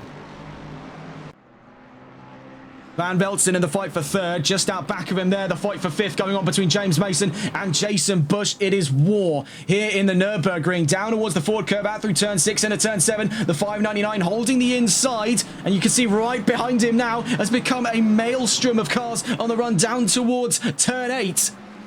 All in contention, mind you, for what is effectively 2nd on the grid as the gap... Oh, what has gone on there? Beefgartner having a bit of temporary connection trouble. You can see he's blipping in and out. So will it be a definitive 3rd place, or is Beefgartner about to return? We can see that the Lexus seems to be back in, but then disappears momentarily. Look here from the point of view of Cas van Veltzen. It's a bizarre sight indeed. Or is it about to go away just as we try to document it? Down towards there. You can see it happen again. So where is the Lexus? There he is. Now you see me, and seemingly now you don't. Out through Warsteiner, you can see things are getting much closer between Donkin and Beefgartner. Meanwhile, the number 6 now in trouble. Down the back of the field, an incident up through the Schumacher S's, and that's with the number 5 of Stefan Nikolai. The 2nd time the number 5 has brought out the yellow flags, and this is a terrible spot for disconnects to be happening here for Beefgartner. How does Van Veltzen approach a target that he cannot see? Out through turn 16, this is by and large one of the most bizarre fights I've ever seen. Meanwhile, yellow flags down at Warsteiner for the 616 of Andrew Veldkamp. We don't even know if to categorize this one as a fight for 3rd or a fight for 4th, because Cas van Veltzen is fighting ghosts up front of him, with Jason Bush still very much so a physical element of this race, pursuing him from right behind. Overall, though, this is a fight for 2nd, with Brooklyn Donkin right behind. Right in front, I should say, of the 599 and the 420. With a great run there out of the Mercedes Arena, Van Veltzen has the opportunity to strike for 3rd place. You can see moving there to the inside to cover off a move on turn 6. But meanwhile, Brooklyn Donkin runs himself all out of shape in towards turn 6. Up the inside, it's contact between himself and Beefgartner. But by God, into 2nd goes Van Veltzen. That was feral from the 420. Look at this on the replays here. I have never seen a move quite like it. 2 cars for the price of 1. That it was very elbows out, make no mistake of it. I'm not sure it was the cleanest of overtakes, but Van Veltzen licked the stamp, and it was expressway for the 420. Next day delivery to 2nd place. Brilliant. In the meantime, though, things have massively opened up out back. That is a storm of steel, currently gunning all for that top 5 position, or for 4th, so it seems there, or for 3rd. I can't make head or tail of it. One thing is for certain, though, being caught up in the midst of it all was the 33. And where is the 33 in all of this, one does ask? Well, fluctuating around the grid, and now we catch seemingly here with Jason Bush, who looks to be out of this race. That is disaster for the 33. One of the greatest moves we've ever seen has come at the chagrin of the Season 2 champion. Jason Bush looks to be out of this round. So we catch on board here with what has been a real turn of fate for so many. Zolt Beefgarter finds himself 3rd place. William Bajor looks at a chance of a podium here in the Nurburgring. James Mason right on his tail here in 5th place. From behind him, Brooklyn Donkin, and emerging in the stead of his teammate here, looking to avenge the loss of the 33, is the 119 of Christian LeBay. We have one Malwar car down, but one is up into the fight here. Overall, as it stands, for a podium.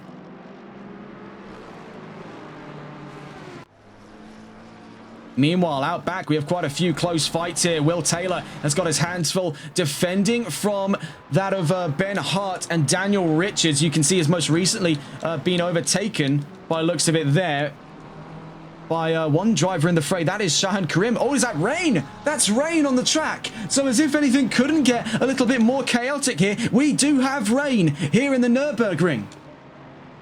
What started already as a bizarre race indeed has become all but more crazy as rain hits the track. What is the consideration coming into the next 22 minutes? Because this ain't drizzle, this is torrential. Down towards Warsteiner we go then. What is the calling factor up front? Melvin Milliston has the chance to go early onto those wets, but is he going to take the risk with the track only right now considered greasy? We do have an update. In the next 30 minutes, conditions to worsen.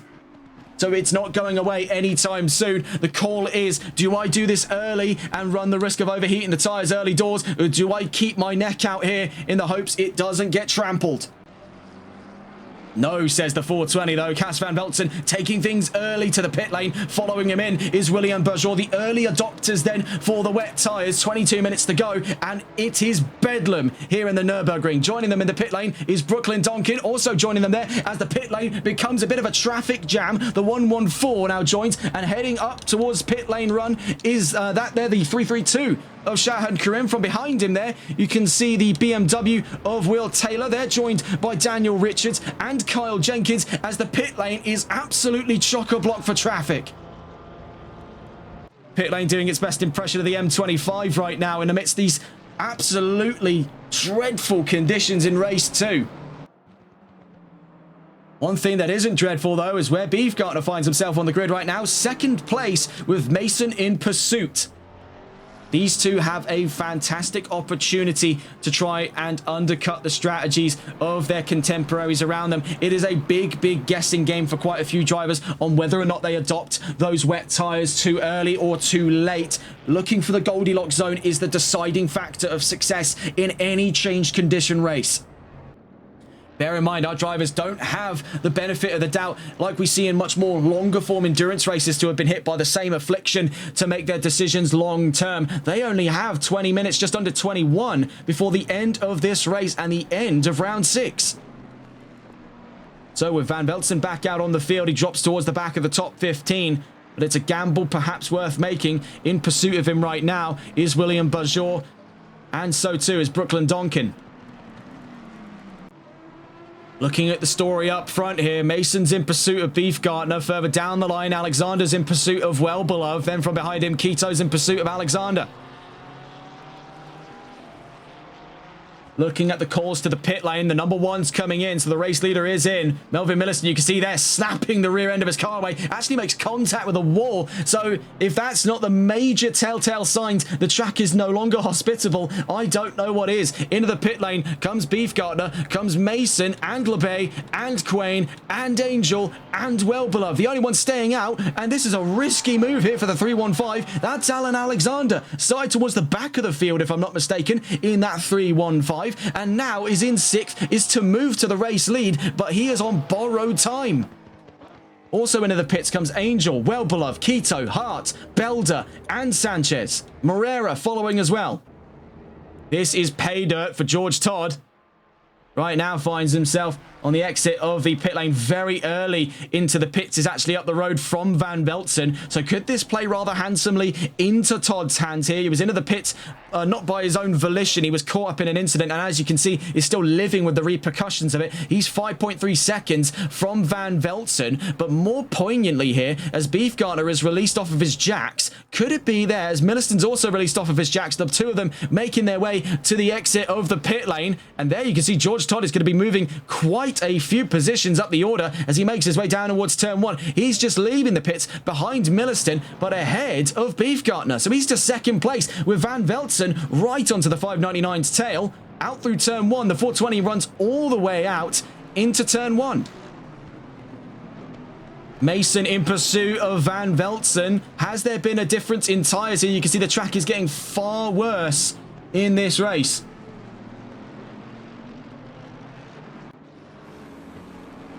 Looking here with Mason's point of view, we're on board with the 5-Star Esports early bird. The 413 has been a routine sight out of the pit lane early doors in every qualifying session. Only very few times, you can probably count on one hand, has he been beaten to the punch, today being one of them. In earlier qualifying, he was beaten to the punch out of the gates by the likes of Melvin Milliston. Jason Bush saying Beefgartner was lagging on my screen and bumped and spun me on the Schumacher S's. I almost broke my wheel in fury. Oh, we'll have to catch up with that in a moment's time, because there could be another move up the Schumacher S's here, and it'll be much to the chagrin of Van Veltzen. Yeah, that's not great news to hear. I mean, it's a very odd one to call as well when you consider that for at least the case of that incident, you can't all the way root it into being the fault of Beefgartner. It is something that he can't necessarily control. Yeah, you don't have to apologise either as well, was it Bush in chat? You don't have to apologise for leaving the event. I mean, that is quite justifiable given the circumstances surrounding it. Right now, we're on with James Mason. He's in pursuit of Cass Van Veltzen. Most recent news, the 315 of Alan Alexander is in to the pit lane. Meanwhile, yellow flags, that's Shahan Karim into the pits. He's returned. He's been towed in as an incident occurred down at turn 8. Following here with this very close-knit pack, you can see up the order, George Todd and Zolt Beefgartner having since swapped hands for position there. Beefgartner up to second as they now pass up through the order.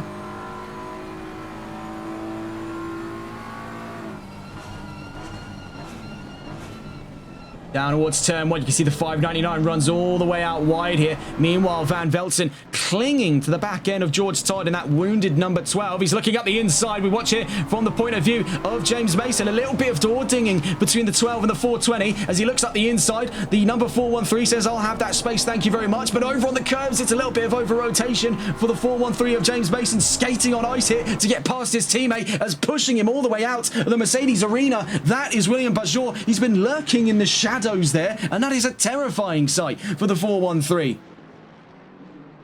Nonetheless, both he and Bajor have just passed up Todd, now to 4th and 5th on the track. 16 minutes left to go in what has been one of the most bizarre changes of fate in the history of the NLRL Sunday League.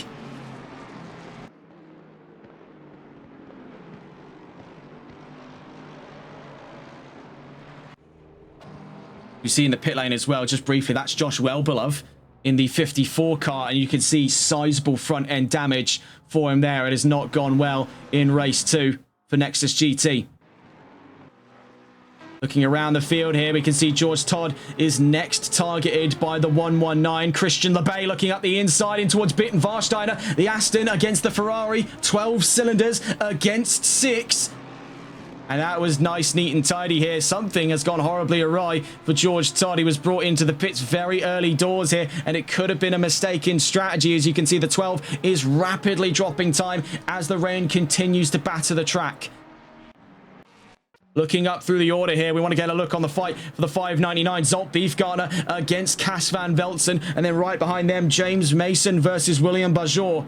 All of this instead of second place. Meanwhile, Melvin Milliston has been given the sort of yellow brick road to follow the red carpet almost for the lead of this race. He's off by 9.5 seconds up the road whilst these four continue to turnstile in through turn 1.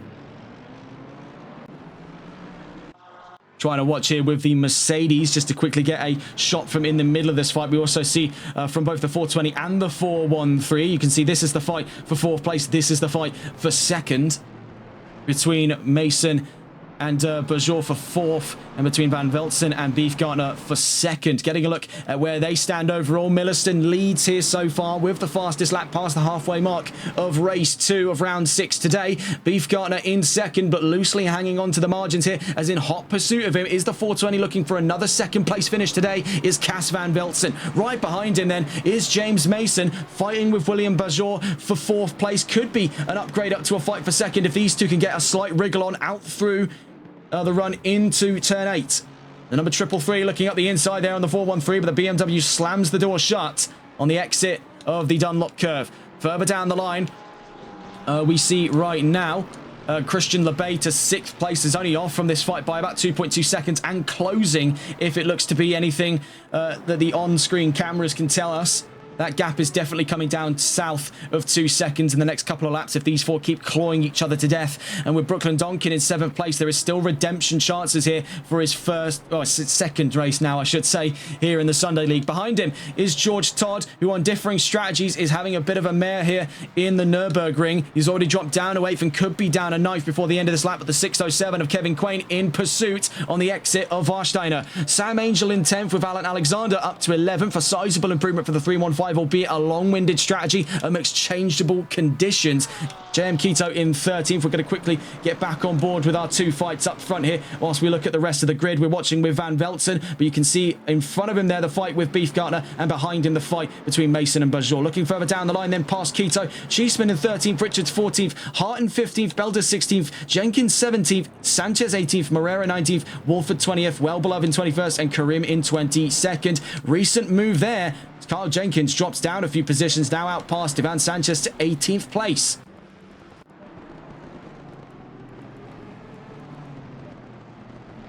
So looking behind here, this is with the 413 of James Mason on with BMW. And 5-Star Esports currently defending for 4th place over VEC, making their way down the RTL towards turn 6 and 7. Up in front of them, you can see Euro Titans going head-to-head with that of Zolt Beefgartner in the 599 Lexus. The exit of the forward curve here. William Bajor is not letting go of the chances here to have 4th place off of James Mason, but I must say this has been a really solid performance today out of the 413.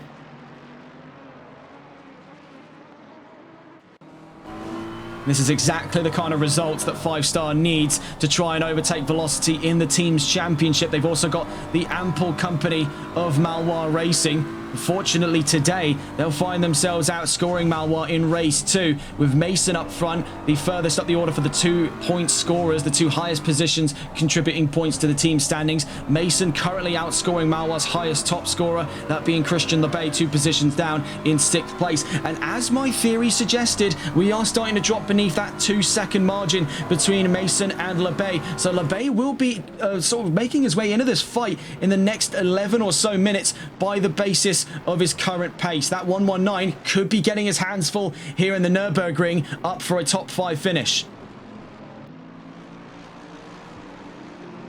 So cutting away from Mason, back on board with Cas Van Velzen. This is in the fight for 2nd place against Zolt Beefgartner.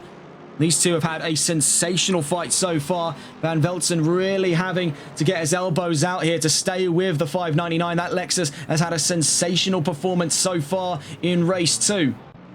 And it's a major turnaround for Beefgartner. It looks to be, as it stands right now, moving in towards another division win. That's his 4th division podium. And currently he's looking at an overall podium if he can stay either in front of or behind Van Velzen in close stead by the end of this race, regardless of 2nd or 3rd.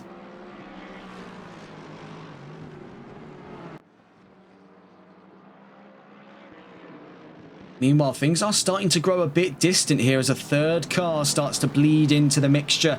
And that's with Christian LeBay, the 119 Aston Martin is creeping into frame here, slowly gaining distance over William Bajor in 5th place. There could be the considerations of a fight of 5th between Aston Martin and Ford in the near future. But looking out back, oh my goodness, as we catch on board there, that's with Ben Hart, an incident down at the Mercedes Arena. Not great news for Ferrari or for Nexus GT.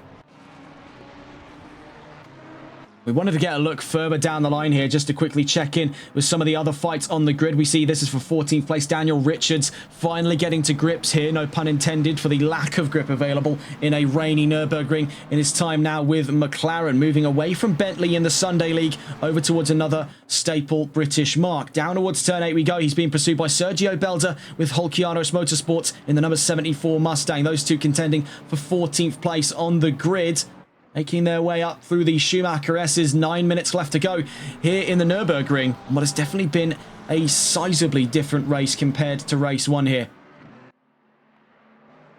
We saw the 607 was caught up briefly in a fight against Angel and Alexander. He was an observer to the fight going on behind him between the Lexus and the Porsche, the 719 and the 315, just at the back of the top 10 here. We get a look on board with the 119 of Christian LeBay as we now start to see the scope of things up front, as he has now firmly cemented himself as a part of this three-way fight. Was previously a duel, but now is Three's company for that fight of 4th place. He's now 0.7, now 0.6 of a second as he makes his way into the Mercedes Arena on William Bajor's Ford.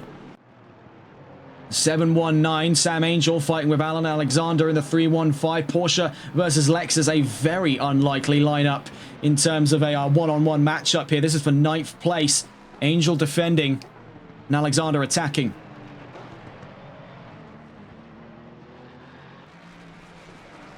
Making their way out through the Mercedes Arena section, out of turn 4 into turn 5, turn 6 and 7 coming up not far from here. Down the RTL we go. And Alexander, his main problems are going to be right now is straight line speed, especially when we get out through Bitten Warsteiner at turn 11 and 12 as we make our way into sector 3. That straightaway section heading in towards Hatzenbeck's is going to be a real Achilles heel. Meanwhile, we did just see the number 40 out of this race. I believe that was Ben Hart. An incident down at turn 1 again. That's the second incident he's had at that area in the last 2 laps, so not surprising that that was the nail in the coffin for him.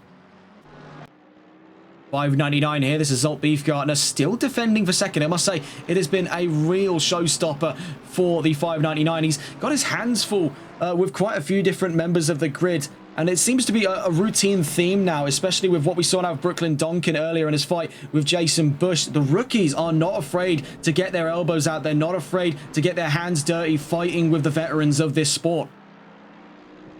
Heading down towards turn 16. Still in pursuit is Cas van Veltzen. No current sort of progress on a move this early on. Or I suppose this late on in this race, as we do head in towards the final 6 minutes.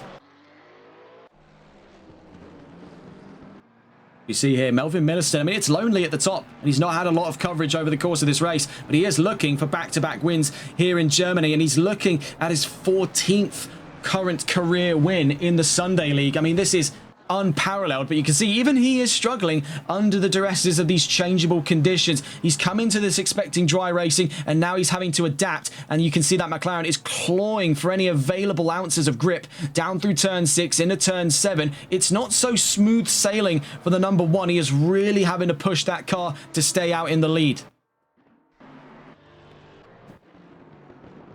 Getting back on board with what's going on the rest of those podium positions. What has been one of the closest fights on the track for a decent amount of time now still continues to rage on. That's between Beefgartner and Van Veltzen. Looking further behind, James Mason has now carved out a comfortable 1.1 second gap over William Bajor, who now has to redouble his efforts in the consideration of fighting with the 119 here of the Malwar Racing lineup. Christian LeBay looking at his chances of a top 5 here in the Nürburgring.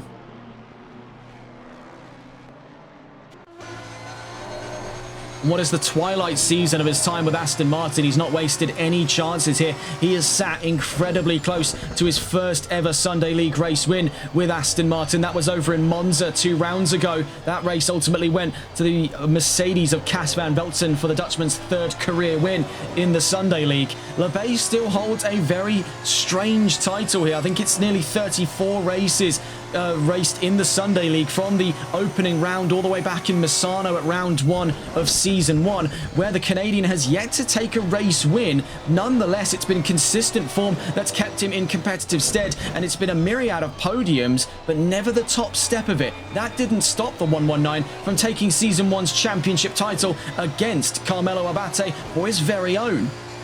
He does sit in a very bizarre access point for the history of the Sunday League. Never before had I ever seen a driver come through to such a competitive entry, but to miss out on the one single tenet we see of every champion, and that's wins. As he proves that winning isn't everything, it's consistency that takes a championship.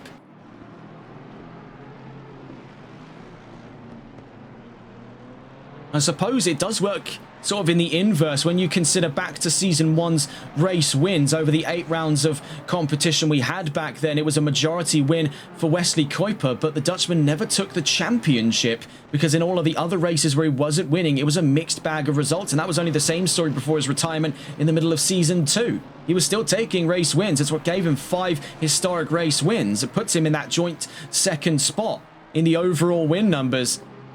But it was seemingly never enough for a championship, but it was the inverse. Never a win, but a championship. So very bizarre stuff when we talk about the history of this championship. Looking further down the line, though, to bring us back into the stead of the fight of 2nd place. We catch them right at the axis of their fight here. The flashpoint as we take on to the fight of 2nd place. Down towards turns 11 and 12. Bitten Warsteiner up the inside. Goes the 599 to hold his position. Trying to loop around him and find a later apex. Van Velzen is using absolutely every inch of the track he can here, but he is walking on very thin ice on the exit of Warsteiner. You can see the amount of water pooling up over those curves. He is playing with a very dangerous set of circumstances out through Hudson-Becks in towards Vidal. It is still incredibly close between these two. One slip up, it's all it's going to take for him. You can see these two are wrestling their cars. It's taking rally-esque reflexes to keep these drivers on the track, and they are so close to absolute oblivion in every single corner. Watching with Van Velzen, while he might not have the straight line speed, he has got the slipstream for now, so he can stay close to Beefgartner, and he sticks to the racing line, whilst Beefgartner defends the inside line out through turn 1. What he has inadvertently done is given Van Velzen a heap of room to play with on the run into the Mercedes arena, because you need as much momentum as you can before you fling yourself through turn 2. All this is doing now is pushing Van Velzen and himself backwards towards James Mason. Perhaps then that's what the 599 may want in the long run. He needs more drivers to put pressure on Van Velzen in the hope that causes him to redistribute his priorities, because right now he's got missile lock and he's dead set on 2nd place. We head into the final 2 minutes. The next lap coming will be the last here in race 2 on what looks to be yet another win for Melvin Milliston. The real story of the day is going on in the positions just behind him on the podium here in what has been almost the entire length of the race between these two. Beefgartner and Van Velzen have been clawing with each other, but there is your flashpoint. It's contact at turn 8. Beefgartner gets turned around. Van Velzen tries to let him back through, but here comes James Mason. He's in 2nd place in the 413, a real splinter point in their hopes for podiums in today's race. Beefgartner drops to 3rd, Mason to 2nd. And what does this do for Christian Labbe and William Bajor? Well, I'll tell you the circumstances here. Labbe is up to 5th, Bajor is down to 6th.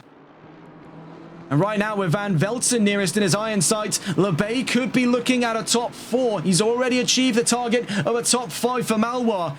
This is all collateral now in the next lap to follow. We still have one more dash to the line here before the end of racing in round 6 of the NLRL Sunday League Season 4. And it has been a climactic turn of events for the fight on the podium. James Mason looks to equalise on his joint best result in his Sunday League career, looking at yet another podium appearance. It has taken him so long in his first attempt to get to the podium in the Sunday League. It is far fewer the stretch between his last and today. James Mason, he has gone above and beyond here, and he has really surfed through a lot of the mayhem sent in his direction over the course of this race today. And is looking at his chances of a joint best result, second place for the Brit. And this is fantastic news for 5-Star Esports, because they'll be looking at a significant points tally over that of Malwar Racing.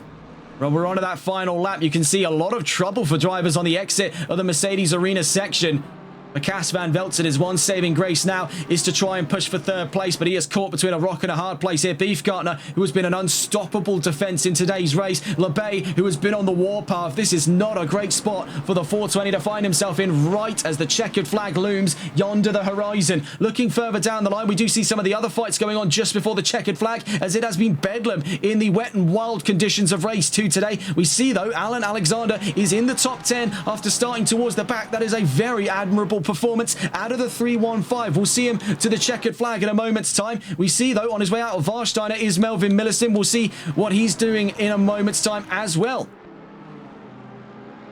You see carrying things all the way down towards the last couple of corners here, out towards turns 11 and 12, turns 13, 14, 15 and 16, not far from their current position, as it's all down to the wire for so many positions here as we look to catch on board with Melvin Milliston, making his way down towards turn 16 for the second time today. He's looking at race win number 14. The checkered flag flies for the number 1 again, and it is unstoppable for Melvin Milliston. 2 wins on the trot, double trouble in Germany. He wins yet again. Race win number 14, the championship firmly still in his hands. James Mason comes to the line, though, on a sensational performance. He surfed through a storm of steel for second place. A brilliant performance for the 413. Zolt Beefgartner clinches third and the Rookies Division win in round 6, race 2. Cas van Velzen 4th, Christian LeBay to the top 5, a great performance for the 119. William Bajort down to 6th, Brooklyn Donkin down to 7th. Alan Alexander has been a real talking point of Euro Titans. That is absolute showstopper material from toward the back of the grid today to 8th. From behind him, Kevin Quain 9th, Sam Angel in 10th, James Quito 11th, Ben Cheeseman in 12th, Sergio Belda in 13th, Ivan Sanchez 14th, Daniel Richards in 15th. Not if Kyle Jenkins has anything to say about it here. These two very close to one another. 15th and 16th still up for grabs here for the 5-Star Esports duo. The 450 and the 113. But as it stands, looking into there, heading down towards the line, Sanchez 14th, Richards 15th, Jenkins 16th by just under 0.2 of a second. Thiago Moreira in 17th place, with Taylor Wolford in 18th. Who won race 1, asked Tyler Vermack. It was none other than Melvin Milliston. It's double trouble for the Super Swede, and now 14 career wins in the Sunday League. Can anyone stand in the way of the impeccable form he's seen in Season 4? He came into this round, he came into both races today with a 66% race win chance out of the first half of the championship. And as we kickstart the second half of Season 4, it is back to domination for Melvin Milliston. In the division wins, coming into race 1, it was for Brooklyn Donkin on debut. And in this race, it's been for Zolt Beefgartner.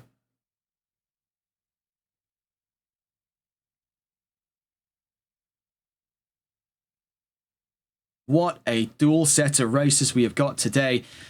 And what a performance we have seen on all fronts there. For Driver of the Day votes, that's a tough one. We'll leave that up to the folks in the NLRL Discord server. We do like the interaction with the community to see what their deciding factors are. If we had to go pointing fingers, though, one that might sneak under the radar unless we were to address it today is over in the direction of Euro Titans' paddock. Alan Alexander to be inside that top 10 in mixed conditions in a Porsche at the Nurburgring. From toward the back of a 20, what was this? Looking on the overall result here, it was what, 26 cars in today's race. And to find himself in the top 10, that is different gravy. In terms of that race 1, I mean, I would say it's either Bush or Van Velzen. It's a tough one. It's a real tough one. But I'll leave that up to the NLRL Discord server to figure out for their very own. They love to do that Driver of the Day vote, but that's up to them to decide, not us anymore. But what a race that has been. 2 wins on the trot overall for Melvin Milliston and rookie wins for Brooklyn Donkin on debut in his first race today. And in the second race, he went over to Zolt Beefgartner, continuing his record of never once having finished off of the division podium in all races he's competed in Season 4. The 599 continues his steadfast in the Rookies Championship. It has not been a great day, though, for Sam Angel, because his hopes of holding on to the championship lead have been sullied by 2 not ideal results for the 719 today, as he continues to lose the gap over William Bajor. And there's also now to consider as well the likes of the 599 of Zolt Beefgartner creeping into the fray. Also to consider is Alan Alexander and Brooklyn Donkin of Eurotitan. So a lot to carry with us heading into round 7 of the championship and looking at where we'll be. It will be over in Alton Park on the 14th of December, our last race of 2025. Before we head into the winter break, you'll be seeing the Sunday League return for the 4th of January at the Grand Prix Circuit Kyle Army on the outskirts of Johannesburg, South Africa for round 8 of the championship. Then to Laguna Seca in Monterey County, California on the 11th of January for a double sprint race in the penultimate round of the championship. That's round 9. And we're back to Silverstone, where we ended Season 3. We will also end Season 4 on the 18th of January for a medium length race. So do look forward to all of that. That's all from us here on TRTN, and that wraps up our race broadcast week. It has been quite a busy one. Races out of Competizione Performance League, VSR Phoenix, HCCL, Exclusive, and NLRL. It has been a real treat from us here. And have a wonderful rest of your evening. Take care and good night.